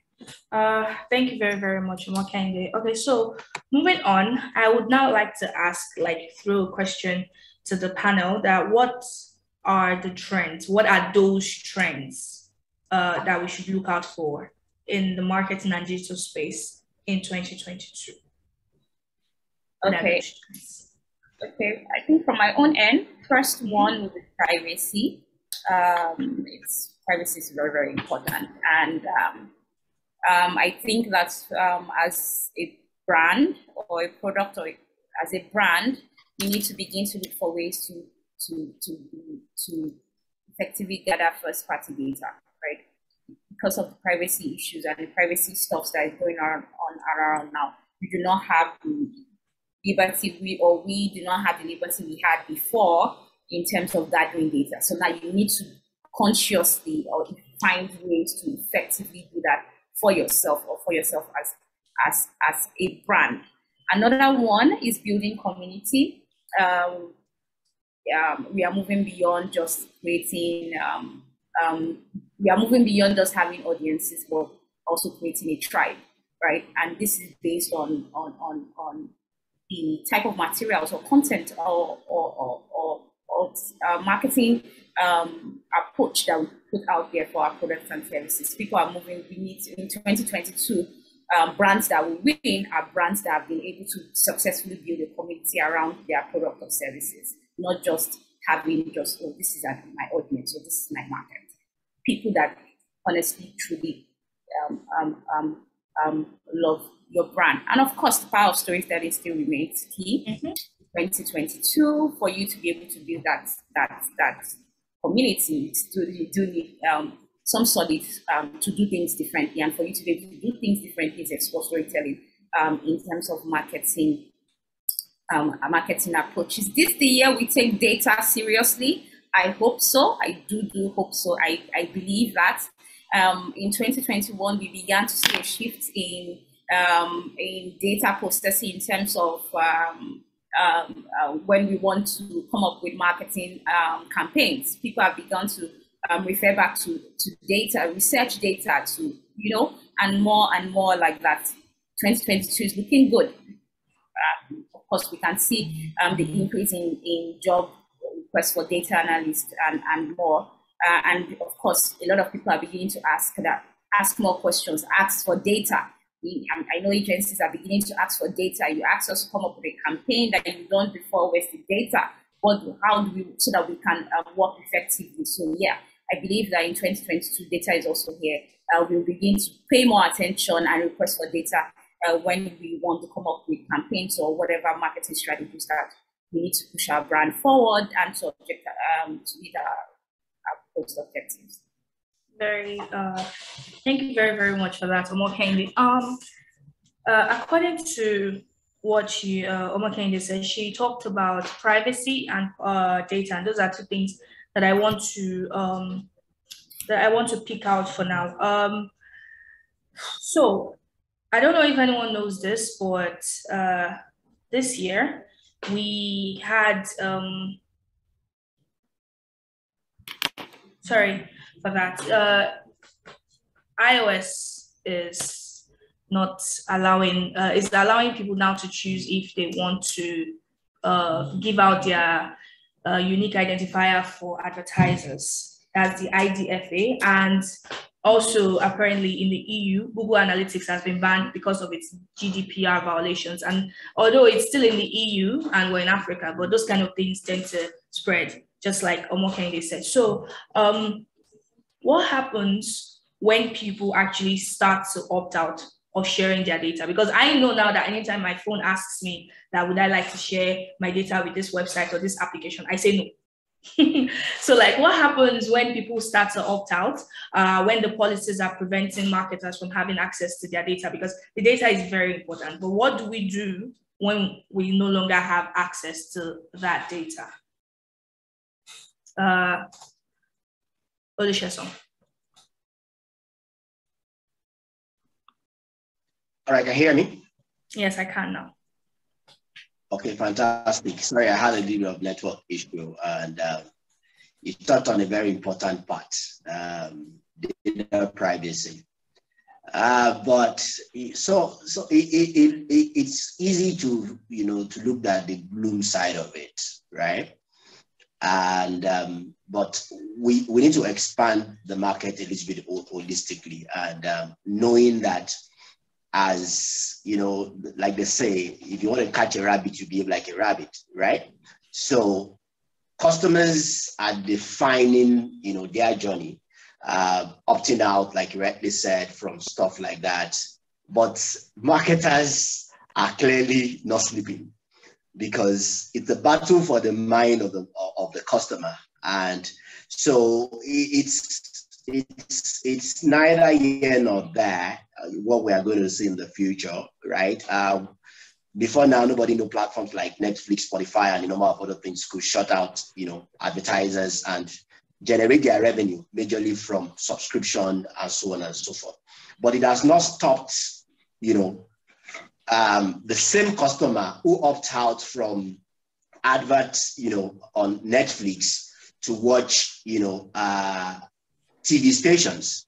It has not stopped the same customer who says, you know what, I just want to listen to uninterrupted music on Spotify to not drive on the road, so that he or she is not exposed, you know, to advertising. So yes, it's something that we really need to pay a lot of attention to, but there will always be ways, because the world is evolving on both, you know, on both sides. So it's evolving to protect the customers. It's evolving, you know, also for marketers to begin to think in more innovative ways, you know, about how we want to do this. I think at the end of the day, what we are likely to have, and you know, I'm not talking about the 5-10 years horizon here, what we are likely to have is what they call permission marketing, because the customer also needs the product. Don't forget that, you know, companies, corporations are creating solutions. So the customer is not willing to shut you out because he needs your solution, except you're not creating a solution for him or her.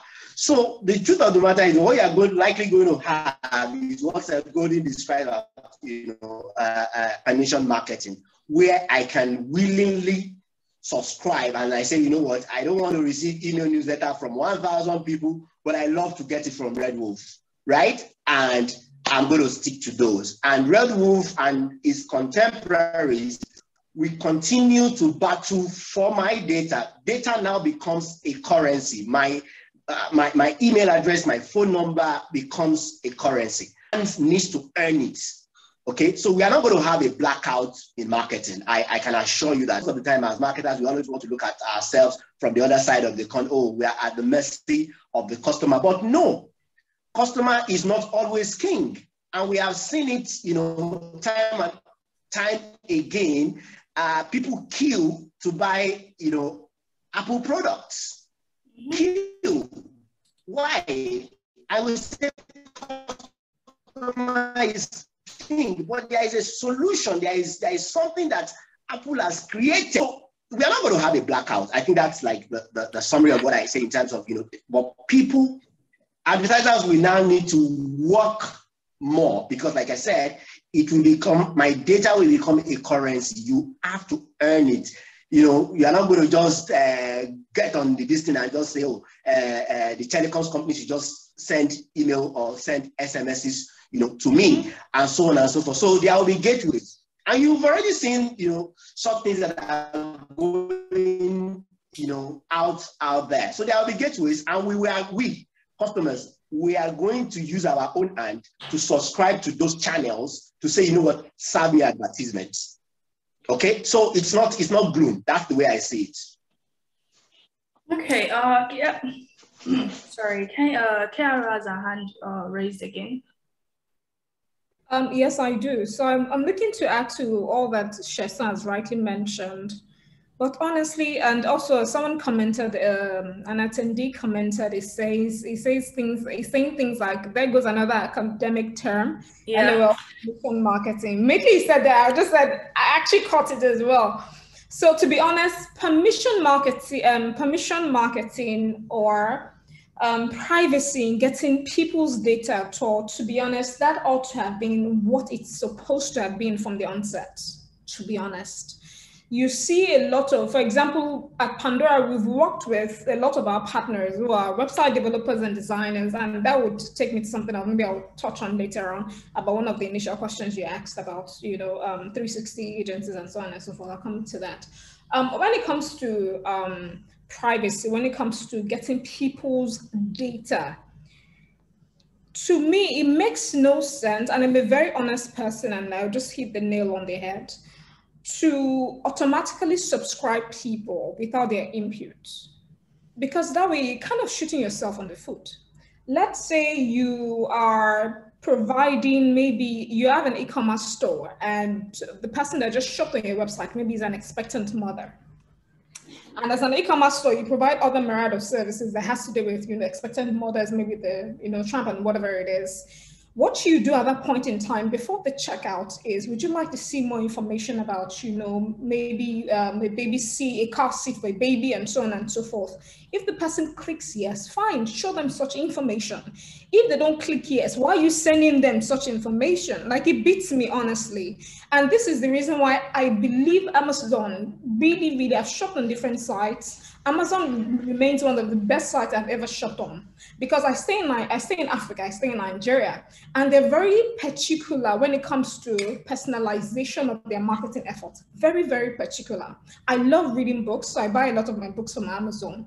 And what they do is they will recommend other books from the same author that I've never heard of, and that way, obviously, I'm going to subscribe because I want to see more information about that. And that way they can narrow their marketing, their email marketing, their newsletter to fit my preference. That way it's more personalized. There is no way I'm going to opt out of it. So it's that mindset we now need to understand and possibly bring into the African continent. We don't do that. We even buy database. You see people buy phone numbers. You see people buy email addresses. And honestly, what they're looking to use the email addresses and phone numbers for has no correlation at all in any way or shape or form with, maybe it's a financial database. They want to use it for maybe sports. You're finding it hard to understand how exactly is that personalized. Obviously, the person is going to block you. I think we need to look at it honestly. And when privacy fully comes to Africa, this part of the world, it's going to be a major issue. So my solution, and the way I see it, is in every little way, when you see customers actually transact with your business, once you get their database, ask them those questions. Things like, would you like us to add you to our community? Be specific. Community, is it Telegram? Is it WhatsApp? Is it email? Do you understand? Be specific in that sense. One, you've gotten the trust of the customer. They're going to respect your brand for it. Because again, it's a free-for-all in Africa when it comes to personalization as well as privacy, getting people's privacy data. Two, I'll say another solution is with regards to understanding what they want. They came to your store, they came to, let's say Pandora now, they came to maybe inquire about our lead generation services. Once you ask for a lead generation service, you possibly, and we deliver amazing results, you'd want to come back, right? So would you like to receive more information about, lead generation tactics, strategies, and so on from Pandora? We'll ask you those questions. You either subscribe or you don't subscribe. So anytime we're sending maybe newsletters, maybe once a week or once a month that we usually send, we would ensure we click and we add you to that pool of people, that has to do with information of that sort. So that's where I see it. And those are the two solutions I would like to prefer to this question.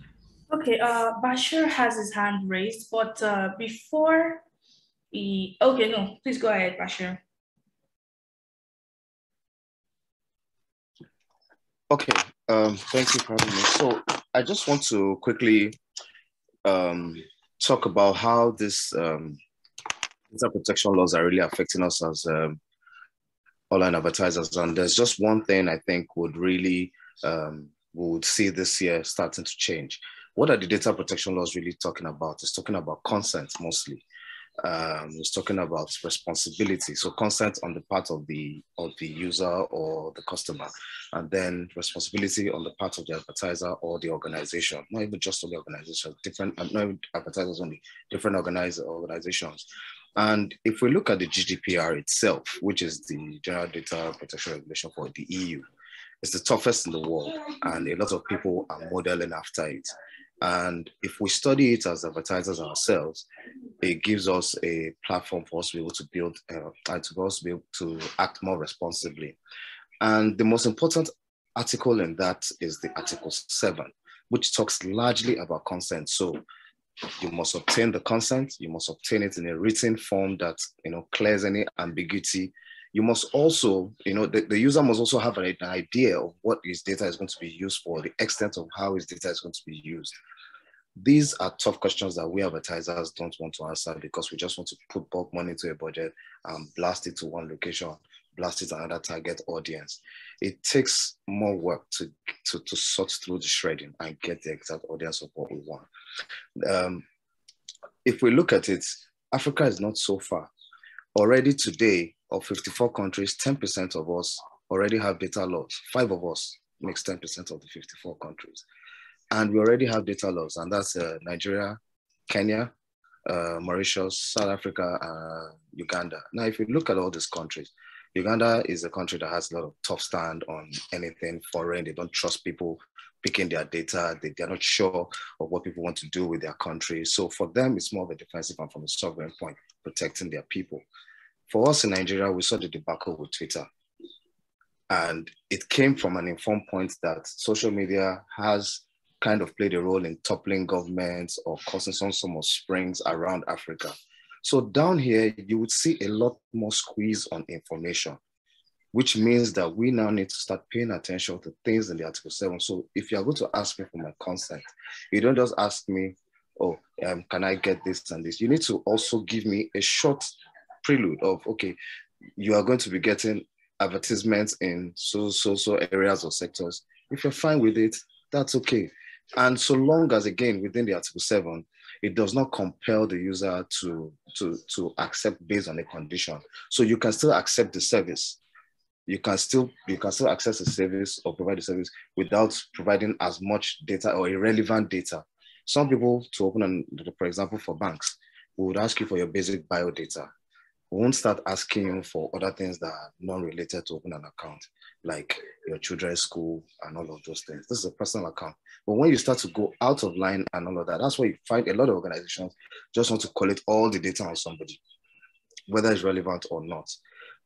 Also this year, and maybe coming from we don't know what the presidency or what the presidential elections will come up with next year, but there's going to be a lot of noise on social media. There's going to be a lot of fake news, and there's going to be a lot of crackdown on regulation. And currently, we don't have a regulating body for our data protection laws. I suspect that the way our government operates, one day they would announce a body and announce a board, and we'll all start running helter-skelter. So we need to prepare for that, actually, that it will come. For now, it's just NITSDA that is doing it. That's technology for developing acquisition. But they will eventually move that road out to them because it's a very big issue. It affects national interest, it affects public interest, national security, so many things. So that's where we'll be looking at Article 7 of GDPR. We should study it on consent. Thank you very, very much. I guess at the end of it, it all boils down to more work. I, for one, hate it when I'm not allowed to use an app or sign up for something until I agree to allow them bring something and stuff. So I feel like consent, getting customers are actually important to your brand rather than just email blast to people that might not even care about what you're doing. So yeah, thank you very much. Okay, so Olasukomi, can you hear me? Are you here? Yes, I can hear you. Awesome. Someone is asking that it is common knowledge that most agencies expect staff to work long hours beyond the usual closing time. And most times they don't get compensated for these extra work hours, even working on weekends. How can these acts be discouraged? I'm guessing it's asking like, how can the HR work to reduce those kind of things? Well, I believe that, all of these things go back to the kind of organization that you work with. But HR has a very big role. It sounds strange to me because we have evolved over time at Extreme Ideas to the point where you begin to help people also to manage their work time. So it was a norm, that's the way agency life used to be. That, oh, you have to work late, oh, you have to work extra hours, oh, you have to. And then you go back to start putting certain work automation in place to know that, there's a tracking of work, a tracking of tasks. So you need to start using certain applications to help to track projects, to track work in such a way that people can manage their time effectively, and for training line heads better. So when you have line heads that are knowledgeable enough to understand that time management is key, of course, there will still be exceptional cases. I mean, we all know that. But what you try to discourage is to not make the exceptions become the rule.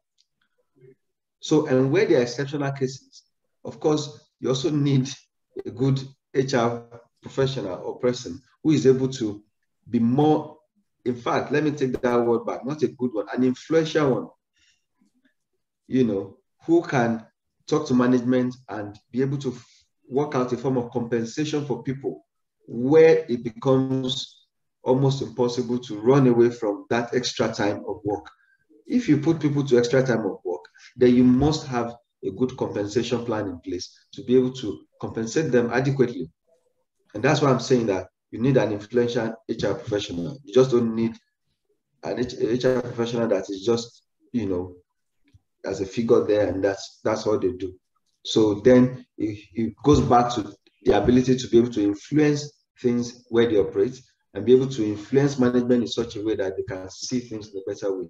But I'll go back to avoid ways or processes to avoid having to live life that way. Nobody wants to actually live like that way anymore. So you would not have an organization where you have the good talents. People are going to move away from your organization. So you need to be conscious of that. Put processes in place that help people to manage their time. Use software applications that help people to manage their work time and to be able to manage the way they work. And also where there's need to have to make them work extra hours or extra time, then put good compensation plans in place to compensate them adequately. And if you find yourself in that kind of organization and things are not changing, I think talk to your line head, talk to HR, and if things are not changing, sincerely, then you need to change location. Thank you. Okay. Okay, so thank you very much for that. I wanted to ask a follow-up question on what you said about HR. And I don't know, I feel like, I don't know if it's a Nigerian thing, if it's an African thing, but there seems to be this kind of distrust that workers or employees have for HR, feeling like anything they tell them is not feeling like the HR is not working for them, is working for the boss. So it feels like, oh, am I supposed to meet the HR on something that my supervisor did? How is that going to work? Are they not going to fire me? So how do you feel like HR can work with the company and with the employees to make sure that there is this level of trust, confidentiality, and care when they communicate?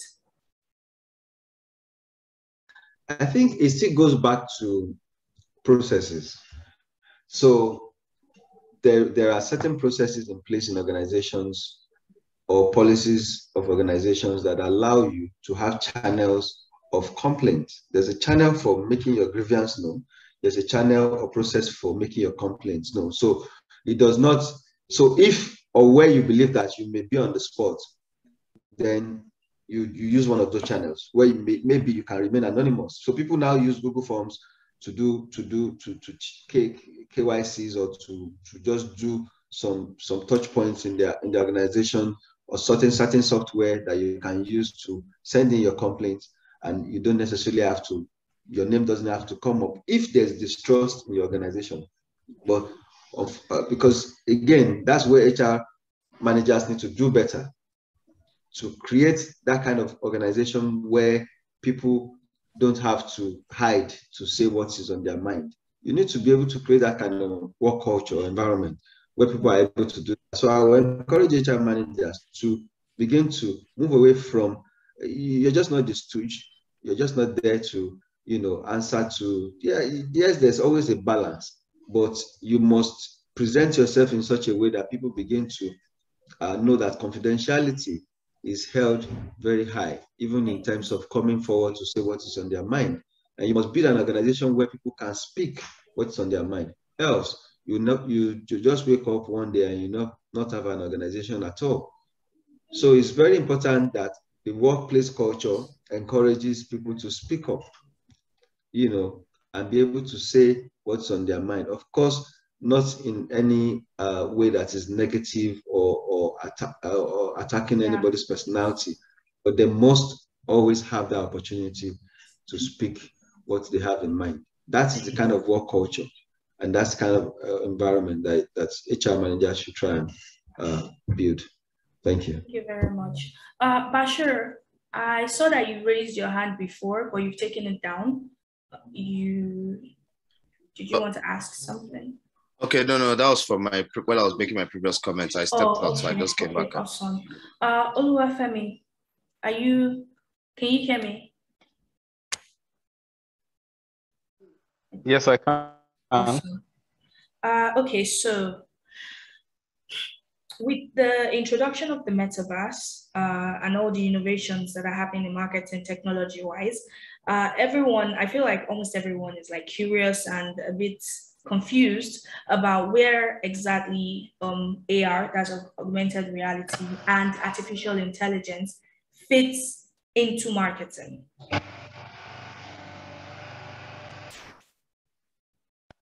Did you get that? Where artificial intelligence plays in where AR and AI, like it's one of the projected trends for 2022. So like, how does that tie into marketing? Okay, I think that we're going to see a lot of people adopt, a lot of companies actually adopt, new digital platforms, and new ways of being, we're going to see businesses, and I think that we've seen this, time and time again. We will see businesses that enlist on platforms, where they have communities, wherever there is a social media community, you'll see businesses set up shop there, as you see with Clubhouse and even TikTok and many very new, eccentric platforms. I think that in the same vein, you're going to see businesses, say, set up sort of ways that they can connect with audiences in the metaverse, and also augmented reality and virtual reality, that's AR and VR. We're going to see how, because these are tools that allow businesses to customize experiences, for their customers or for their audiences. I think that we're going to see a lot of deliberate customization, moving away from just even, creating, say, augmented reality filters on Instagram,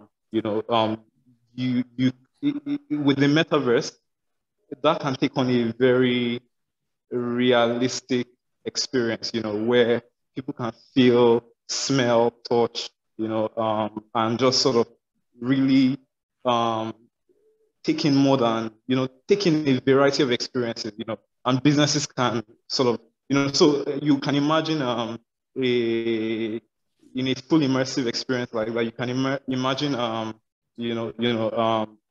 companies sort of infuse like, say, they can infuse like a virtual world, where people can sort of have the same experience as if they were in their physical store, and also with things like how does their physical store smell, how does it look, and what kind of things can they do, or how does their product feel like when they touch it, those sort of things. You can see that, and I think that we saw Dropbox. Dropbox has Dropbox and Nike, I believe, they've sort of registered their businesses to reflect the fact that they are going to be positioned for, virtual, I think they modified their IP, that they were going to be positioned for selling things in digital environments, which I believe speaks to the fact that, that's a possibility. And I think that from anything, if we look at trends, I think that businesses, brands will always follow the community, So I think that it is, because where there are people, you cannot, there has to be marketing. People have to come. If one brand doesn't connect to those people, another brand will, and I think that, it's a new landscape where people can adequately position themselves, before there is a lot of competition, because there's going to be first movers advantage, and whether or not it's going to grow into its own thing. So I hope that answered the question. Yes, it does. Thank you very, very much. Okay, so earlier, Kehinde shared the trends that she feels like it's necessary to look out for in 2022. So, Bashir, what are the trends that you personally feel like we should look out for in marketing in 2022? Okay, in 2022, Straits will be seeing, of course, more video content, functional video content, because of right now, everybody puts all sorts of videos out there, whether you need it or not. So there'll be more streamlined activities in terms of the kind of ads we're also putting out there. Like I mentioned, the government crackdown is a reality that can happen at any time. So whatever we're creating, you'll see more responsible creation. You would also be seeing more of people infusing, there'll be more of the hybrid events, so both the virtual and the physical. Despite the fact that we're talking of Omicron and all the various variants that are yet to be unveiled, the human nature is still stronger than ever. People still want to commute, people want to form a community and engage with each other. So you'll find us, working around policies more and doing more hybrid events. You would also see that a lot more the storytellers will make more money this time around, because people now people don't just want to read or know about a product. They actually just want to follow a story, and along the line, if your product is in there, oh, they use this thing in this place, and I may just buy it, I may just like it. Performance evaluation is top of the key as well for organizations. Shashank mentioned it. I work in a bank, and I can tell you that when it comes to the marketing budget, they grill us and grill us. While it's not totally in our hands, 75% of the journey is done by us, because that funnel at the end of the day, the last part of it is left for the marketing to convert. But we must attract, pull them in, and then now create lead generation. So capture more of the data, which I was once saying that when we're capturing data, we have to be more responsible. So we'll be seeing more of that. Anything we're doing, we'll be having links, we'll be having forms, consent, and there'll be people more consuming less, general ads these days. People will now on their own, because of how we're all turning off and opting out of data sharing, people will now be searching ads. So your ad has to be, one that is, is just full of sales itself. Lastly, I also think that we'll be seeing a lot more in the creative space in terms of hands, in terms of professionals. There will be so many people going into this space. The work from home thing, initiative from last year has made a lot of people realize that I can do 2 or 3 jobs. So you find a lot of people now doing creative content, doing working double and triple jobs. So there's going to be so much content out there. So your own content has to be able to filter itself properly by providing the right information. Okay, thank you very, very much for that. Olasukami, in terms of HR policies or admin and employee stuff, what are the things that you feel like are going to pop up in 2022 that are going to affect marketing? Well, these are things that are already here with us. Like I said earlier, without having to belabor the point, is flexibility of work. Bashir just said it now. People now know that they can work 2 jobs and be able to sit wherever they like and get it done. In fact, our competition are the guys who had set up recruitment platforms online and hiring people for companies that are in different countries. So we have to deal with that. We have to understand the fact that our people can just get hired from Finland and get to do some work, while you're still trying to hound them in Lagos and tell them to travel through traffic. They're not willing to do that. So you need to first understand that, make your brand become more attractive to talents, and how do you do that? Again, make work flexible, make work environment more conducive, make work process itself more flexible as well. And then begin to be more concerned about people and, put your money where your mouth is. Don't just say it, do it. The UN Women, they just launched what they call the Stereotype Alliance in Nigeria, where you run away from stereotypical approach to everything that you do. You understand? So you need to drive policies, create policies that engender all of these things, be more concerned about and give people access to mental health professionals. Don't say, oh, our budgets for health or health insurance does not cover this or that. Things have changed. So you need to begin to realign in all of those areas. You need to understand that people are emotionally exhausted. And so you need to be more considerate. Nobody is saying that you should take what is wrong, but while you're at it, you need to understand situations, be able to evaluate situations critically before you react. Don't be a reactive organization. Be a proactive one. Understand your people. Understand that things have changed. Understand that the way people want to work has changed. What they even desire has changed. So once you're able to align with all of these things, I believe that you'll be able to build that organization that people really aspire to be a part of. Yeah. Thank you very much. Olusegun, about two people now have mentioned community building as trends that are going to, spring up in 2022 in terms of marketing and branding. And, when we look at last year and the year before, and, years before that, there's been like a lot of social movements, like in Nigeria in particular, we can talk about EndSARS. And we noticed how, like, it was very clear how during that EndSARS protest in particular, how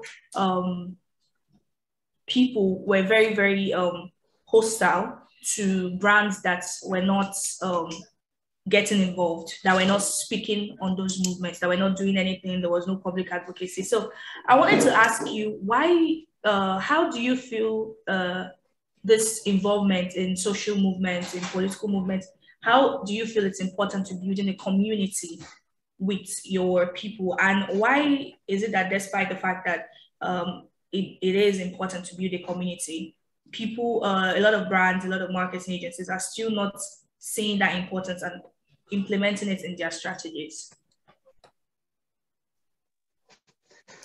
Okay, so thank you very much for that question. Very interesting one. First, community building, particularly on this part of the world, it's part of us. We're all used to, taste by moonlight. There's an African saying that it is 4 eyes that give birth to a child. It is an entire community that builds the child. We're all family. Africa is generally a high touch environment more than high tech, right? So it's in our nature.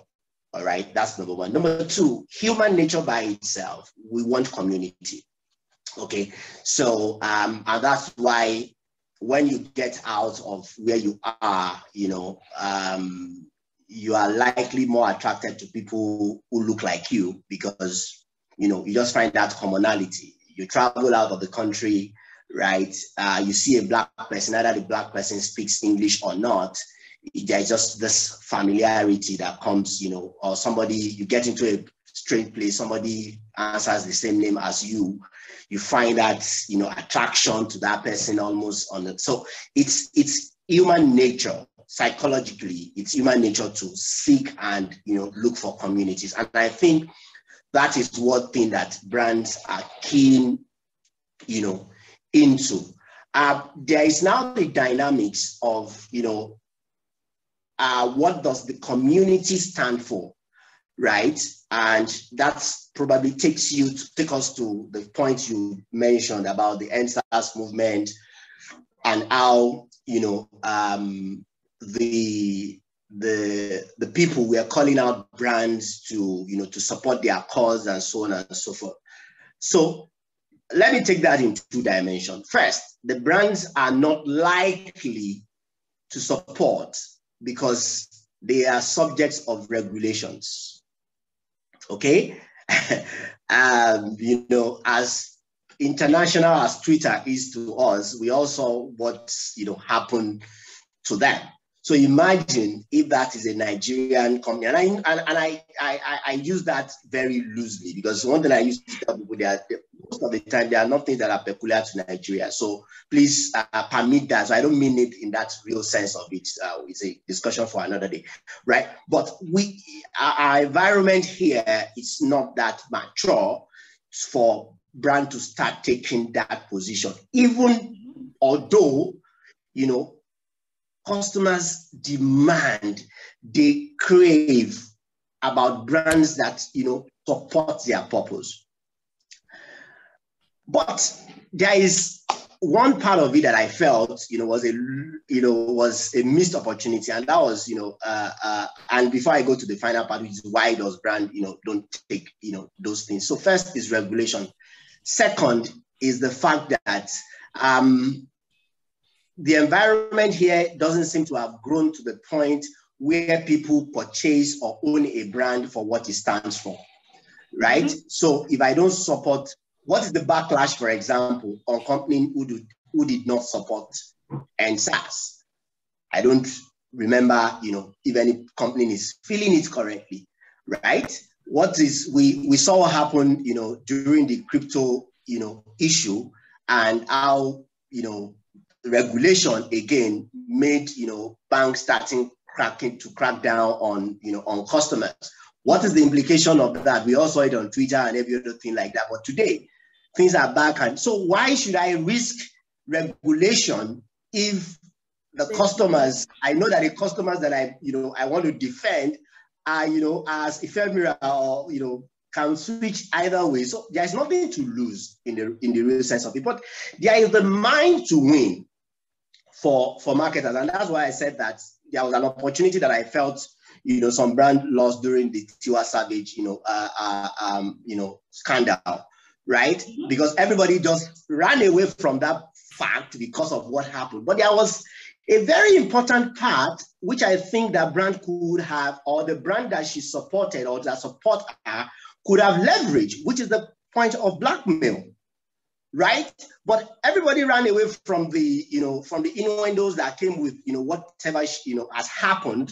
And like, you know what, we don't want to, even though, you know, we are not going to say she's no longer our brand ambassador and so on, but there is a bigger part, right, that we all needed to, and, you know, I felt like, oh, this is an opportunity that, you know, the brands could have leveraged on. Yes, people do things that are, you know, that are wrong and stuff like that, but there is that part of blackmail.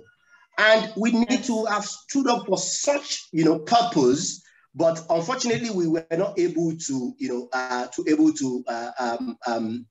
know, see any activity in that regard. So the real reason why, you know, customers demand it, but brands are not able to offer it is, number one, regulation. Number two, there seems to not be any implication for doing or not doing. And number three, of course, there's the reputational risk. Hey, what if it turns the other way around? But we also saw what happened to Nike, you know, in 2018, right? Yeah, people burnt Nike shoes and so on and so forth. But hey, you go to brand finance today, you see, Nike's, brand valuation there.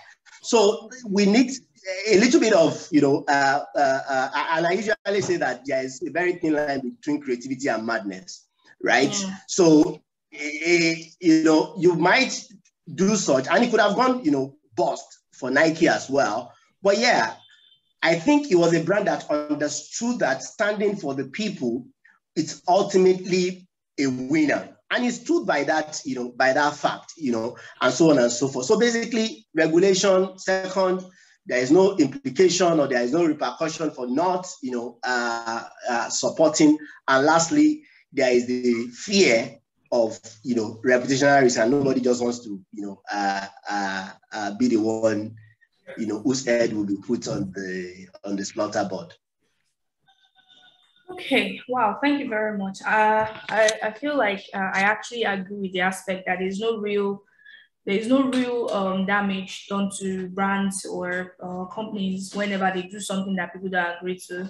And I don't know if that's a Nigerian problem or just a people problem. So yeah, it doesn't make sense to risk regulation. Thank you very, very, very much for that. Oluwafemi, can you hear me? Hello. I can hear you. You can hear me? Yes, I can. Did you ask a question? Okay, yeah. So I've gone kind of like round the room, and I wanted to ask that from your own end, besides like I guess should I say AR, what are the trends in marketing that you are expecting to see, or how are the trends that already exist, how are they going to evolve in 2022 for design in marketing? Well, I would say that, like Kehinde said, I would say that I expect storytelling to be very forefront. I expect that to continue to, to be a forerunner, on how more brands choose to leverage. I also would say that sort of content placement in many various forms, in how, say, brands align with influencers, with, how they align to advertise on podcasts, how they align to sort of support the causes that their communities are part of. I think that we will get to see, we'll get to also still see that, and just brands taking on a more human side. Which I also think it has been a very, very big turnaround since the pandemic. Brands knowing that they can't sit on the fence, they have to be human, they have to, and whatever choices that they make, will attract repercussions. Some people would choose to boycott them, but they have to choose a stand, and they have to go back and look at why are they in business. What do they stand for? What is it that they want to be known for, and they need to support their communities, and let people see their character. You understand? So I think that we're going to still see a lot more of that. And I also think that brands would also see and look at how to really integrate new communities. Like, so, as brands evolve and grow, they sort of start to lose, I would say they start to lose touch, because they are, they are newer generations that, they are maybe not mapping out or targeting properly. And in some cases, the brands are not even looking at targeting those guys. But I think that we're going to see how brands are customizing their marketing to fit, like Gen Z and very new audiences. They're going to show up in the ways that their communities can relate with them. From a design aspect, I think that design is always there, but and design is always there as an underlying marketing as an underlying marketing framework, that allows what it is that the brand wants to communicate to sort of be understood, to sort of take shape or take form, But then again, the strategy or the strategies that sort of will influence marketing, I believe that they are very much intangible. You understand? It's more about how to align in the way that the world is moving, the way that people are showing up, and the way that people, in the way that the world is sort of becoming, then it is about saying, okay, this is what will happen. It's that brands would connect more with their audiences, with the community. Brands are going to adapt the world to the way the world is growing, and that means that they're going to customize more. So that's what I think that happens. So basically, just like evolve with the way things are going, and get more personal. Thank you very, very much. Kiara, do you want to add anything to that? No, we've pretty much, our speakers have pretty much said it all. And I think this was a very insightful session. I've learned so much, in addition to what I already know, learned so much, especially coming from the experienced minds that have spoken today, and as well as some of the amazing, insightful questions that have been asked by the attendees. That's all for me. Yeah. Okay, thank you very much. Before we move to the conclusion of the webinar, I want to take a minute to talk to you, to the attendees and everyone present about who we are. We are your award-winning creative and marketing agency with over 15 years of industry experience. We help SMEs and corporate brands create effective marketing strategies to bring about an increase in lead generation, sales, and brand positioning, which serves to meet their business goals. We are a deliberate and forward-thinking creative and marketing agency. What sets us apart is our clear understanding of our client's vision, from conceptualization and execution of ideas from start to finish. We seek to educate the discerning on the most optimal way to deploy communication strategies, which in the long run has earned us a respectable status within the marketing communications landscape in Nigeria and Africa at large. We have worked with a number of brands such as David Wedge, StreamScent, Lagos State Judiciary, Emergency Response Africa, Drad Rock Real Estate Limited, DSA Links, among others. Our core principles are transparency, integrity, innovation, and diligence. We are Pandora, choose excellence. This has been a highly productive and educative and informative session. I know personally I have learned, and my eyes have been opened to a lot of things. I would like our panelists now to give their own closing or last remarks based on the subject of the webinar. Mokende.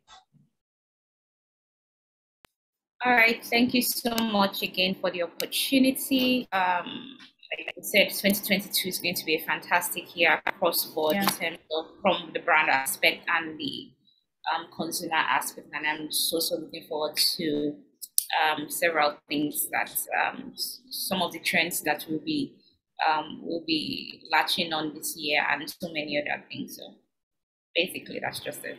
Thank you so much for the opportunity. Thank you very much, Omakende. Olusegun, your last remarks.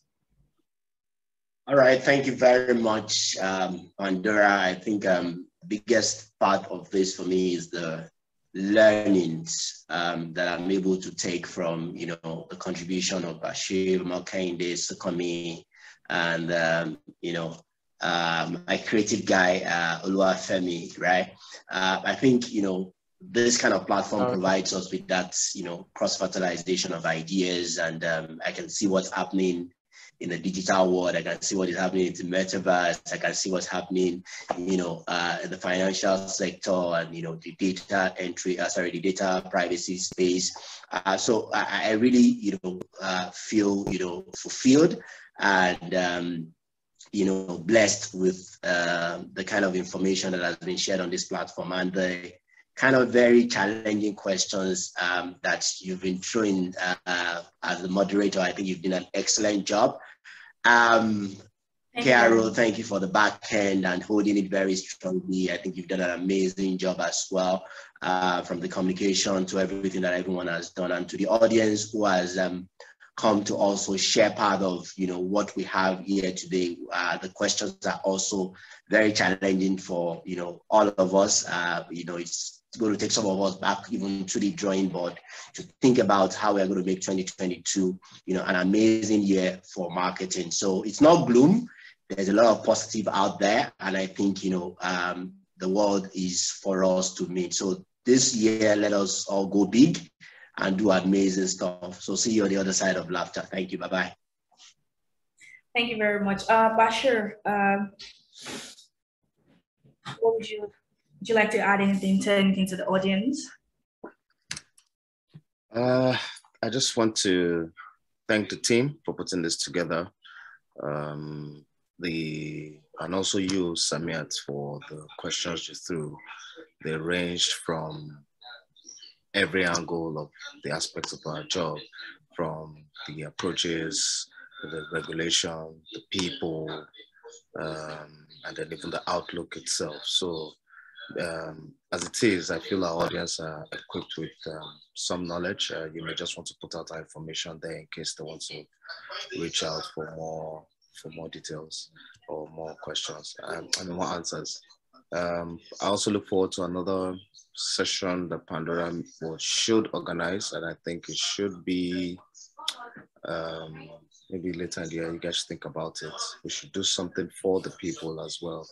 Maybe trainings. We have a lot of young people coming out now, going into creative content development and stuff like that. It would be nice for them to hear from Omokende on how to tell stories. It would be nice for them to know from Olasukomi how to manage their time at home, and for, how to be purposeful in their marketing from Sheson, and from everybody here, really, So thank you for having us.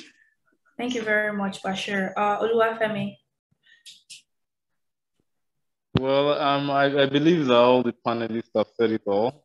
Thank you. I'm glad in everyone. Kende Onoshoga and Kende Thomas. Olusegun, Bashir. It was great meeting you guys and hearing what you guys have to say. I also learned a lot. And thank you for putting this together, Pandora. Thanks everyone. You're welcome. Thank you very much for being here. Olasukomi, let's wrap it up. Okay, yes. Thank you so much, Samiat. Thank you for the follow-ups and everything. Thank you to Pandora for bringing me to meet Bashir and the other guys. Wakande, nice to see you again.